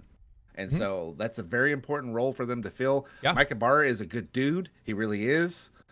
He's actually fairly, when he first got the job, was fairly active within the community, of talking to the community about, World of Warcraft and stuff like that. So he still does. He still plays World of Warcraft. There's people. He's in raids and stuff like that. So I think he was actually he watches streams and stuff too. I saw him call Asmongold bald. Asmongold. Did you see that impromptu deal where they like walked through his house and like filmed it all? Yeah. Man, that guy, he needs some help. I can't, as much money as that dude makes, he needs somebody to come help him. I mean, he could eat. It's. I don't think it's a help thing. I don't know. I'm one of those people, like, I don't really try to place judgment on people or how they keep their house or anything like that. No. You know what I mean? That's a tough position to be in when you see somebody that. Yeah. And the thing is, it's not necessarily him that's the hoarder. Yeah, I think it was his mother, but and that makes it really difficult to get rid of the things. Yeah, for him. That's what I'm saying. That's what I'm talking about. He needs help. You know what I mean? So. Yeah. Yeah. So, were there any, like, I attached a list. Were there any that just jumped out to you that you were like, you know what, that would be super cool to give to somebody else? You know what I mean? Not necessarily like give an IP to another studio. But what I had envisioned, if I was in their position, was just moving some of the pieces around the board. Okay. Right, because look at the list of studios that they just picked up from Activision alone. Yeah, Raven Software, all of the different Call of Duty branches. Do you really need 3 separate studios to work on Call of Duty? If you want to have a yearly release, yes. So I think they should get away from the yearly release. I think what they should do instead is take one of those teams off, break them off to go start a new IP. Maybe take another one of those studios and send them over to, I don't know, Rare. What has Rare done? They have mainly been working on the Pirates game that they have. Didn't they also just get Crash Bandicoot as a part of this? Yeah, Crash Bandicoot. Yeah.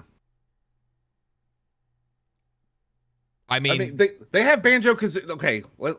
I know they have Banjo-Kazooie. This is what I was talking about with the leadership over at Microsoft. They have Rare. And they're just stuck on Sea of Thieves. And I think they're doing Everwild or something like that, or Ever or something that's supposed to come out whenever. But like, why aren't they making something to compete with like Ratchet and Clank? Yeah, they have Conquer. You have Conquer, you have Crash Bandicoot, you have a lot of different properties that you could be working with. I like a good platformer every once in a while. Yeah, it's a good palate cleanser. Yeah, hell yeah. Yeah. So it's like, like I said, we're going to see how it goes. I imagine there's going to be, I think they're probably going to end up, if they're smart, I think Phil's going to hire more Matt Booties. He's going to hire more Matt Booties and like do an org chart of like, this Matt Booty is over these 3 studios. This Matt Booty's over these 3 studios. Kind of like that. Oh, well, I mean, the thing is, like, they have a very complex chain of studios now. They have a lot of property. Yeah. They have a lot of property. Well, I'm just saying they're going to have to hire a lot of managers. A big benefit is that they're not too far. One of their offices isn't very far from the campus in Irvine. Nice. So they're pretty close by, which is pretty good. I think where's the Microsoft headquarters? Seattle. Is it Seattle? Yeah. Redmond, actually. Oh, I thought that was in California for some reason. No. Well, they have another campus out here as well. Oh, nice. So, let's see here. What else do we have on the docket to discuss today? So, I mean, that's going to be that's my final opinion on that specifically. I'm not a fan of consolidation, but I'm also not a fan of just completely writing off everything. Yeah. And while I am definitely the guy that's like, boo, boo, boo, down with the AAA industry and the things that they do, I'm also the guy that would like to see some of these titles that I've loved over time. A lot of the games that made me the gamer I am today, a lot of the games that I loved just genuinely loved and made friends. If it wasn't for Call of Duty, Mark and I wouldn't even know each other. Yep. You know what I mean? So like Mark and I met playing Call of Duty. That's how him and I became friends, and we've been friends for like 17 years or something like that. Yeah. So like there's something to that, and I still want these IPs to succeed, and I want these companies to succeed. I just don't want them to succeed in the wrong way, and I don't want them to succeed by taking advantage of us. I want them to succeed by making great products, and we give them money as a result of them making great products. I'm somewhat confident that this will be a shake that Activision Blizzard specifically needs. It takes a lot of pressure off of them to be as profitable as they have been, because they don't have the same shareholder. Are they still going to be publicly traded as Activision Blizzard, or is it just because Microsoft's publicly traded? Yes, they will be, but they won't be. But they're under the Microsoft Xbox Studio branch. Does that make sense? The stock? Yeah, they're. I don't. It's not a separate entity. I have to see how that works. They're not a separate entity. That's what a part of that $69 billion was the buyout. Yeah, because they're buying their stock all out, right? Yeah. So they're not publicly traded anymore. So that means that, their shares are off trading. Yeah. So there you go. That means you no longer. That means that Activision Blizzard no longer answers to shareholders. That means they no longer answer to a board. Their board, at least they still have to answer to Xbox's board, right? And they're not answering to Bobby Kotick. There are a lot of positives that can genuinely bring some positive change to Activision Blizzard. Now, it's whether or not the leadership actually still exists there to do so. Yeah. You know what I mean? That's the point 100%. that I'm trying to make. And I understand it's real easy to just be like, just write it off. Blizzard has burned me. Activision has burned me. And I'm not saying to give them your faith. All I'm saying is just wait to see what they do. And be cautious.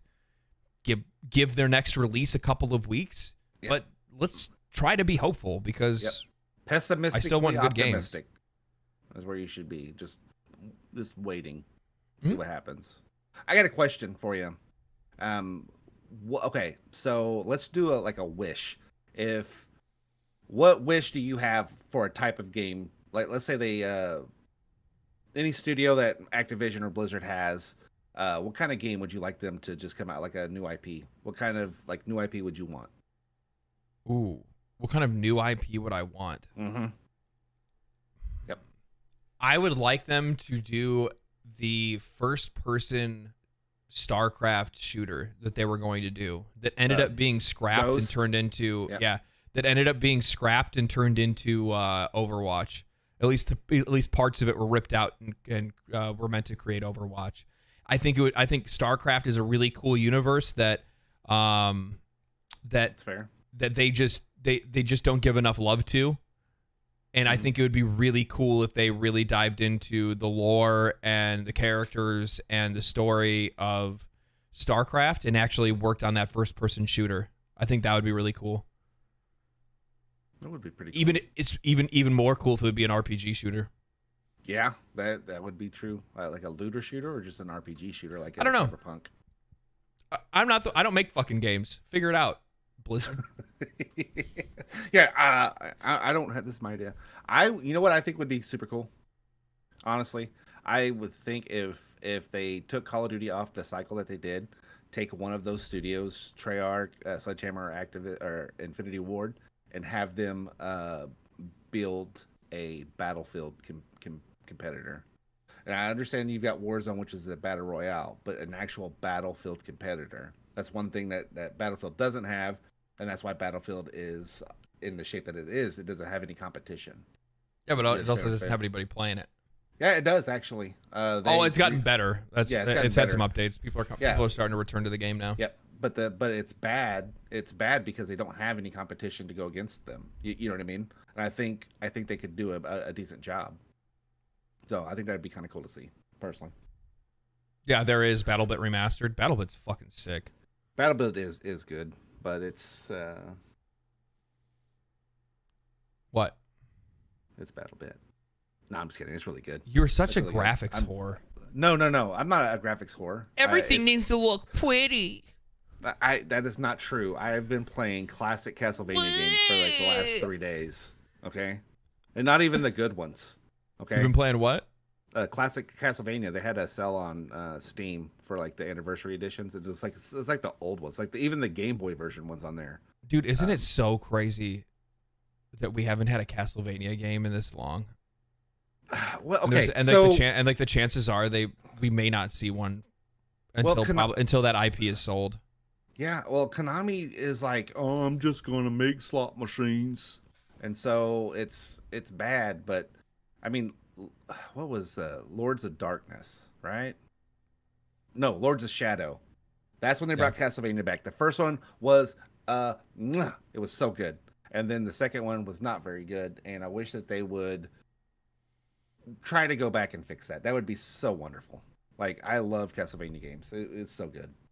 The only Castlevania game that I didn't like was the one on the 64. Did you ever play that one?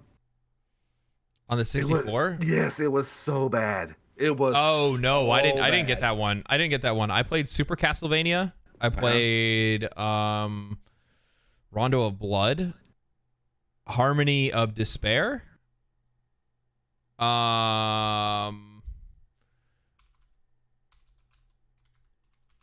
I'm trying to remember. There's a lot of them. I'm pulling it up, and I'll read the titles off to you. Oh, okay. Here, I already got it right here. I didn't play Lords of Shadow. You didn't play Lords of Shadow? No, I wanted to play the 2D side scroller. I didn't want to play whatever that bullshit was. That 3D shit that they were trying to pull on my ass. It was good. Harmony of Despair, I played. I didn't play Judgment. I didn't play any of this. Dawn of Sorrow, I played that one. That was really good. I enjoyed it. Lament of Innocence, I played. Portrait of Ruin. And I also played the shit. I played the shit out of the multiplayer one. Dude, absolute. I played the wheels off of that game. It was so good. So anybody in chat, if you've got even a low end PC, you can get Lords of Shadow for like. And obviously Symphony of the Night, because that was the best one, right? Yeah, you can get like $4 or $5. Try that game out. You'll enjoy it. It's pretty good. Oh, Bloodstained. Bloodstained was fire. What are you talking about, Mark? Just telling the chat to check out Lords of Shadow. Like, if they haven't played it, it is actually a really good Castlevania game. It really is a really good one. $5 from Tom saying, I don't know. I don't make games. Figure it out. Ian, October 15, 2023, the most accurate quote of all times. Yeah, it's true. That is me. That's what I say. I don't make games. You figure it out. I'll play it. All right. I can just tell you, developers go, Ian, what kind of game would you like? And I'm like, I want the game where it does the game thing that I really like. And it does all the stuff that I like and none of the stuff that I don't like. Yeah. I want a game that has the horse riding mechanics of Red Dead Redemption 2. The graphics of, I don't know. I guess also Red Dead Redemption 2. That game was so gorgeous. Dude. I wanted to have the RPG depth of mechanics like Baldur's Gate 3, the loot like Diablo, the parkour skills of Mirror's Edge, and like, the character creation of Code Vein. Character creation of Code Vein. Yes. And how do you want that game to play? I don't know. Figure it out. I don't know. Figure it out. Yeah. Make it happen. Yeah. Yeah, there's a lot. I mean, I'd like that. I'd also like to get back into, like, I hope they do something with Guitar Hero, and I hope they do something that brings it to PC. You know what I mean? Like a newer version. There's a lot of stuff you have to do to make those adapters work with your PC, and I just can't be bothered. But I used to love playing the drums in Rock Band, and I imagine I would love playing the drums for Guitar Hero. So, yeah. Warawana says, "Good. I want to play good." Yeah. See, the funny thing is, I brought this up. I have one of my own favorite quotes. My favorite quote is when I tried to get into playing Starfield, and regardless of what people can say in chat, you can't change my mind. I didn't enjoy it personally. For me, it just wasn't the game for me. I recognize that it's a good game, but I just wasn't in the mood for good games. I'm in the mood for great games. I'm in the mood for games that are pushing the industry forward in some way, shape, or form. And I felt that the game wasn't really doing that. It just felt like more of the same. And I wasn't looking for more of the same. I was looking for something that made me feel like games were becoming something new, feeling different in some way. And yeah, simple as that. I am in the mood for great games. I'm looking for those kind of things. You know what I mean? And my standards are different based on the publishers and developers that of the game that I'm playing. Obviously, if I'm looking at Lies of P, right? Where if I go to play Lies of P and I enjoy Lies of P, it's the same thing basically as a Bloodborne game. I can say that it's a great game to me because, well, that's made by a company that may not be pushing things forward, but their expectations are super low. You know what I mean? Yeah, 100%. So. Yeah, I can't disagree with you. And I felt the same way with Starfield. It just, and I'm not going to beat the horse. I think it's a good game, but for me, it didn't feel like a new game to me. It just didn't. If you look at, and a lot of people love the game, and they love it for a lot of different reasons. If you look at any gaming website right now, everything is about like Starfield player makes ship looks like block. Looks like this, looks like that. You know what I'm saying? And that's the big catch for a lot of people, and that's a big catch for the media part of it. But yeah, like you're right. Like our time's limited. The older we get, the more responsibilities we have. Our time's limited, and I don't want to waste my time playing a game that isn't as good as what my time is worth. If that makes sense. Like my time is precious. And I don't have time to play games that are just meh. So. Yeah, so I brought this up before where I said I just don't have a whole lot of time. And like right now specifically, like looking at with my work schedule, 70 hours a week, dude, right? 70 hours a week. I don't have the time to play. I get home from work. I have maybe 2 or 3 hours at maximum to sit down and play a game if I want. But chances are I won't have that opportunity to do so. Most times I just go watch something and go straight to bed. Yeah. You want to shower, eat, and go to bed. Shower, eat, and go to bed. Obviously, my work schedule will change, and then I'll get to play games more. But during these times, this is when I want that time spent sitting in front of the screen and playing a game to feel like it means something, to feel like it's worth it, to feel like it's refreshing me for the next day, to give me something excited to get about when I get home, right? Something I want to play the game that I think about while I'm at work, and I'm like, man, it helps make the day go by faster.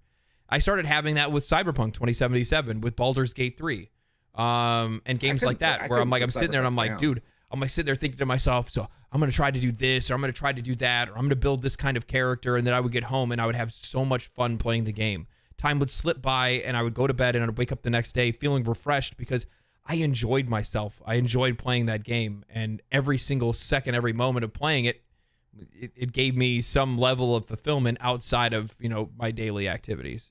Yeah. I couldn't put the audience here probably doesn't know, but some of the people who have been mainstays and been around, I boycotted Cyberpunk just because of the way that CD Projekt Red did the community when it first launched. So I boycotted it, never played it until Phantom Liberty came out, and I could not put the game down.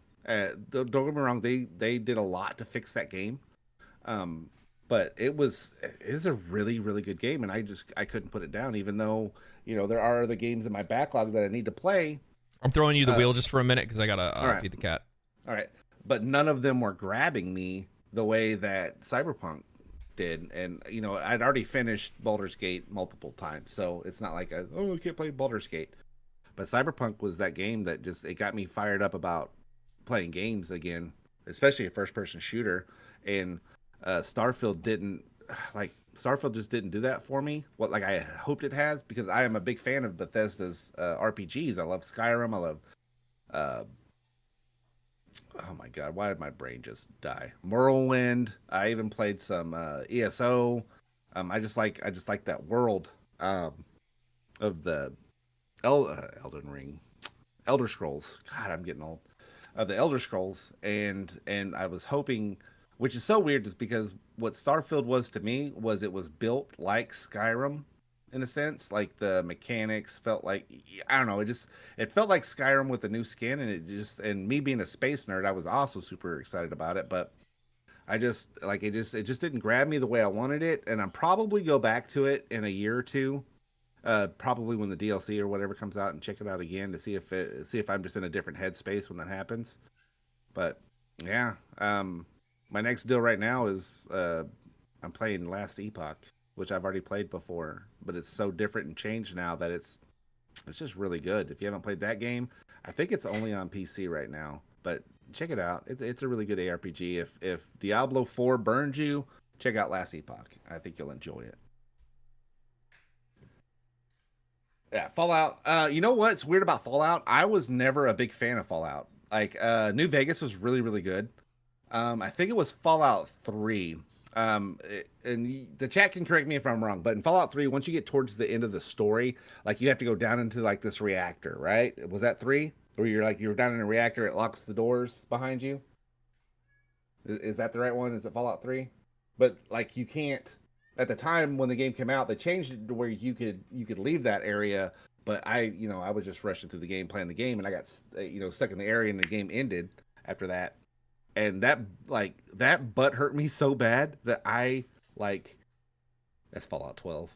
That butt hurt me so bad that I hated the series for it. And then on top of it, Fallout 4 for me, it was very I think it might be the textures and the color palettes that they use for Fallout, but it seems very sparse, very gray. And I understand the story. It's, an apocalyptic world, but it's like, it just doesn't grab me. You know what I mean? It just doesn't grab me. So I'm hoping Elder Scrolls 6 is really good. I really am. I'm hoping it's really good. And I know it's probably five years away or whatever it's going to be, but I think it should be pretty good.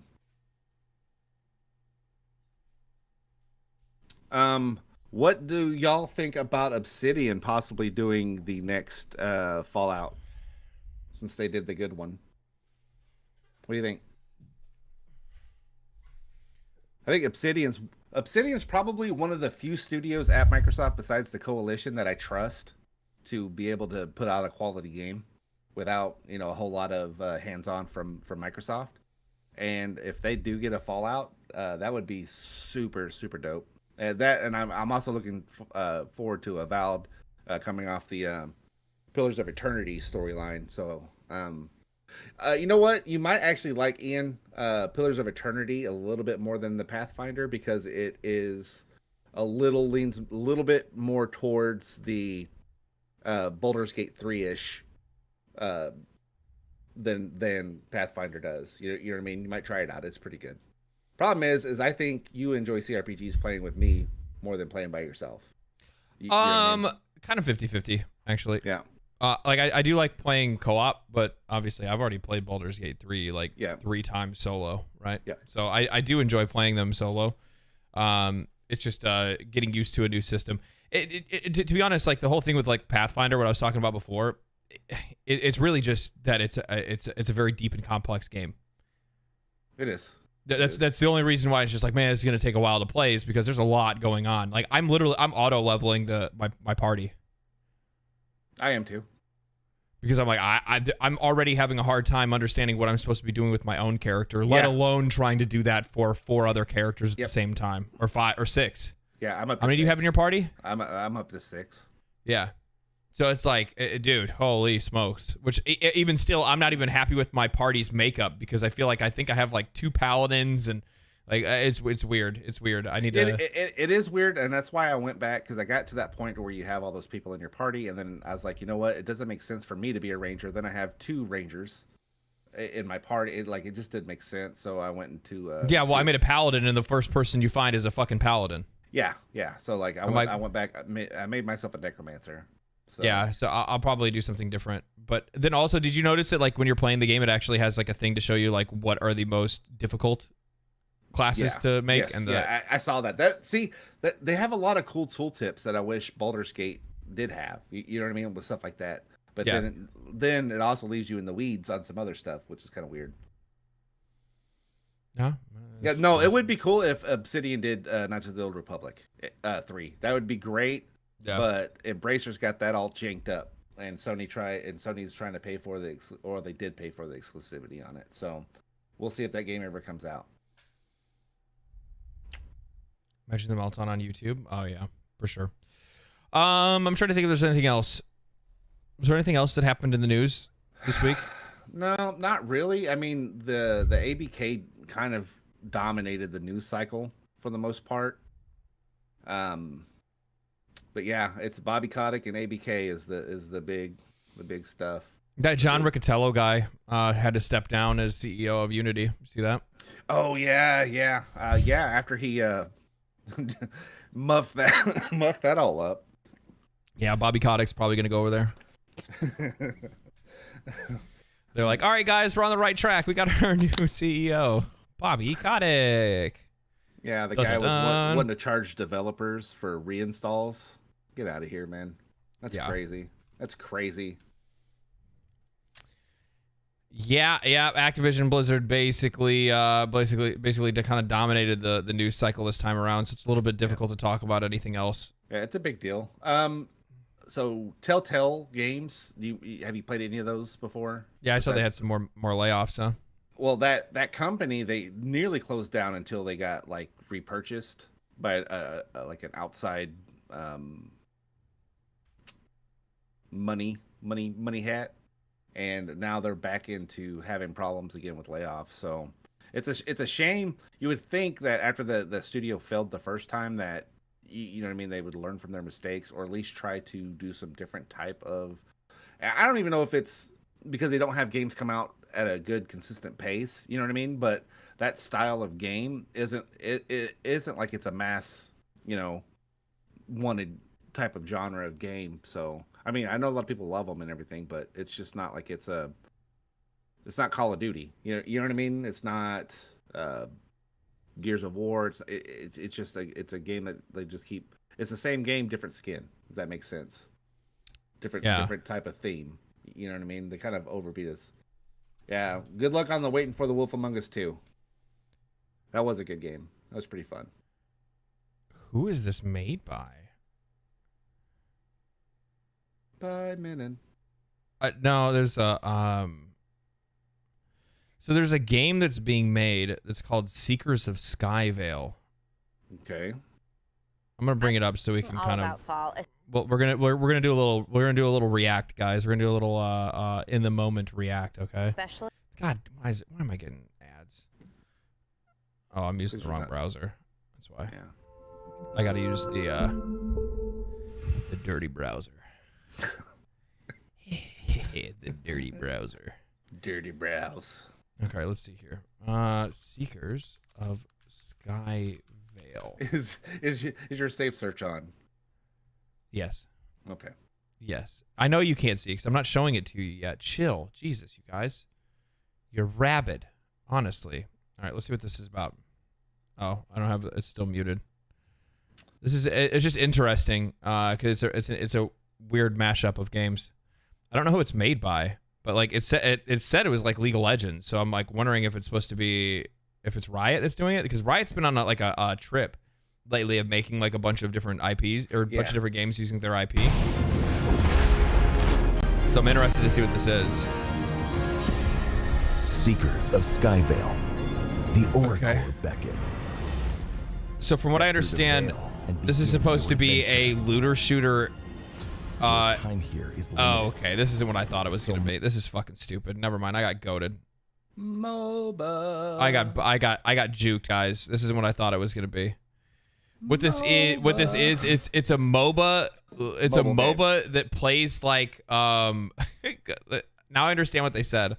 I got excited because it sounded like it was gonna be like Escape from Tarkov, but like cell shaded graphics. It looks like a fucking mobile game. I got fucking baited. Terrible description for that game. I got baited. No, literally, that's because PC Games N was the one that put up the article on it. Oh my god. And I was like, I shouldn't have clicked PC Games N because they're so fucking stupid sometimes. But PC Games N put up an article and it's like League of Legends meets Dark and Darker in this new extraction RPG. And then you pull it up and it's a fucking mobile game. You pieces of shit. This is why this is why I make videos about trying to make sure people know not to trust fucking gaming journalists. You fucking assholes. Oh, I want to speak on that. I have a conversation that me and you need to have. I want my 30. We didn't even watch 30 seconds. That was literally 2 seconds. It was 2 seconds, and I was like, no. I did see that Alan Wake 2. God, what's his name? Sam. I can't remember. I always forget his last name. Anyway, they're doing free DLC for Alan Wake 2, which is super cool. That was a fake ad, but he doesn't want to tell us. If so, that was the worst ad I could ever do. That would be with the kind of ads that I would do. Yeah, it's like, what is this, guys? I don't know why this is playing.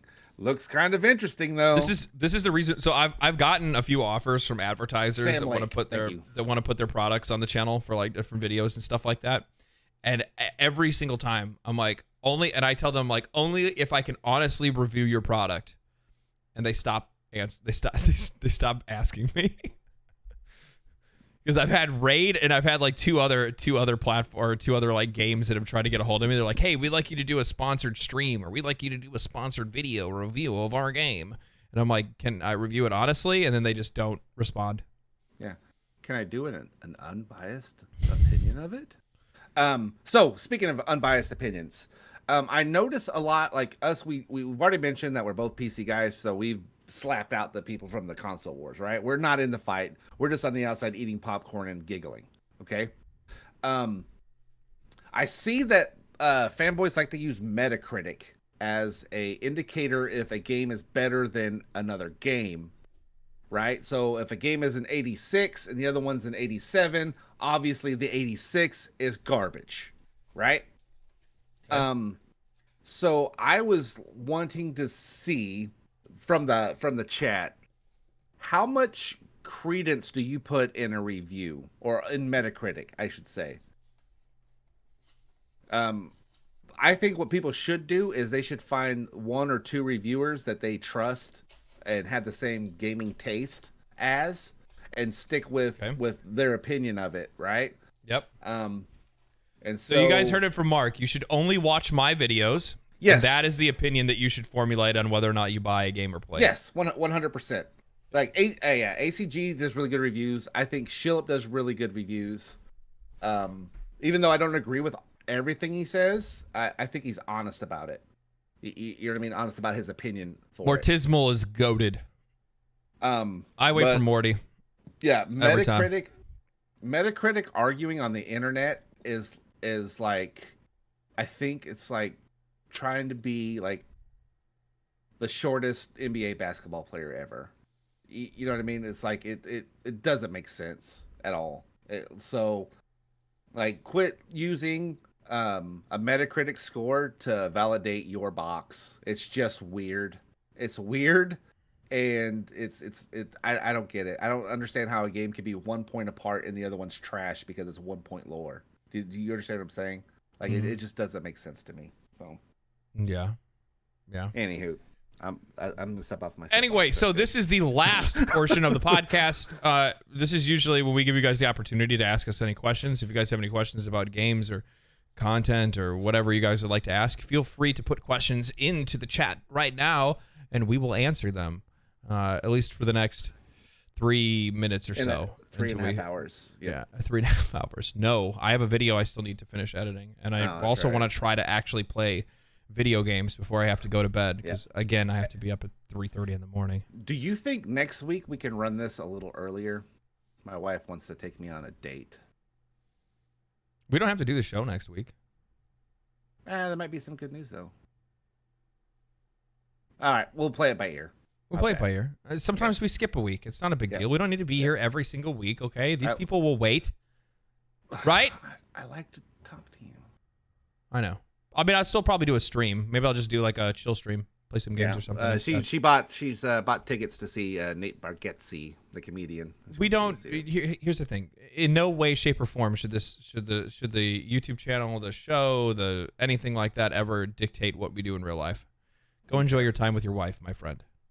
You know what's so sad is she goes, "Is there any way that you can, like, I don't know, do the podcast earlier, maybe?"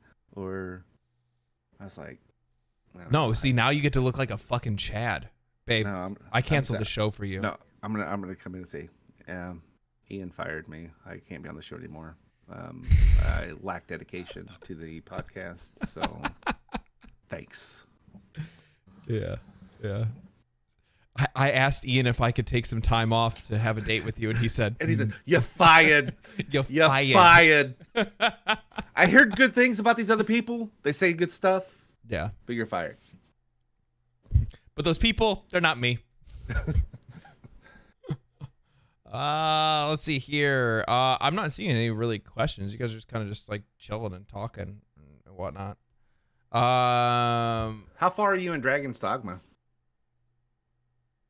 At the end of the first playthrough. Oh, okay. Final boss. So does I actually saved the game and turned the game off at the final boss the last time I streamed because I didn't realize it was 9:30 and I had to go to bed. I was like, Is it got a new game plus where you carry over? Is there anything changed? Yeah. I know that much. I know that there's a new game plus, and there's like some weird stuff that happens afterwards. Tom wants to know, Ian, why do you look like you haven't showered? Because I haven't ever in my entire life. It's fair. It is not Wednesday. That's why. Mm-hmm. So that's how I keep this great complexion. Is actually not by showering. It is a shield of dirt. A shield of grease. Just a shield sheen of grease oil. and dirt. Yes. It keeps the smell locked in. By the way. Save water. It's like never shower. Crust. Yeah. Save that. Hey man. Yeah. That's exactly right. So you need to finish Cyberpunk. You need to finish Remake. You need to finish. I feel like I'm like being really like accusing of you. Okay, so Cyberpunk, Remake, Dragon's Dogma, Pathfinder, and then what else did you just buy? What else did you just buy? Say it. Outward. What else? Okay, so Outward. Yeah. So you've got 6 on the burner. Liza P. I should probably play at one point. Did I say Remake? Because you've got the other one coming out. Oh, Final Fantasy VII Remake. Yeah. I'll probably just do like my third replay of Final Fantasy VII Remake. Yeah. You probably at some point need to log into Final Fantasy XIV and get caught up. No pressure. I'll log in to play Final Fantasy XIV when probably like a couple months before the expansion. So I got some time on that. That's not until June. I think Lords of the Fallen's better than Liza P, and I've played both. So I'm also playing Pathfinder: Wrath of the Righteous. I mean, to be honest with you, Cyberpunk and Dragon's Dogma are like almost done. Though I do plan on playing more. Ian, you should definitely play Liza P. Yeah, I probably will. Most likely. Mistra wants to know, have either of us played as a drow? And he says the drow is funny when you're in the goblin camp. I have slept with 2 of them. Yeah, I have banged a little bit. I do want to make a drow one time. Yeah, I do need to try that. What? Your catalog. I'm just sitting there thinking, I was like, I don't even know what I would have anxiety if I were you. Like once I start, I gotta finish. I'm going to you know what I'm gonna do is I am going to probably take a week off when this project finishes, and then I'm just gonna hammer out a couple of those games. Just have like a couple burner nights, you know what I mean? Just like fucking Tom. So we're playing Last Epoch, right? And I died. You know what the first thing he fucking says to me? Well, glad it wasn't a hardcore character, huh, Mark? Yeah, Tom. Yeah. Way to hit him while he's down. Most of the people that are here have no idea anything about that. To give you guys a little bit of background, Mark and I once played hardcore characters in Diablo 3, and we were absolutely smashing. We're actually really close to max level. I think we were like 65, max level 70. We were like level 65. Mark starts acting wild. I mean, like wild. He's running around trying to just do some crazy shit. Next thing you know, and I tell him, I'm like, Mark, hey man, I'd be careful. Things are kind of hitting really hard here. And then all of a sudden, Mark's character just gone, One just shot. disappears, just One gets shot. one shot. Mark just goes silent, and I'm like, so, well, there goes our hardcore characters, and he's like, no, it's fine, I got another one, and I'm like, well, maybe no, it's all good, dude. We can just, we can start a new one. No, I have another character. It's just about the same level. It's only 5 levels lower. I'm like, oh, okay, Mark. I'm like, but maybe we probably shouldn't do that here because you'll probably get killed again. No, it's fine. It's a monk. It's OP. It never gets killed.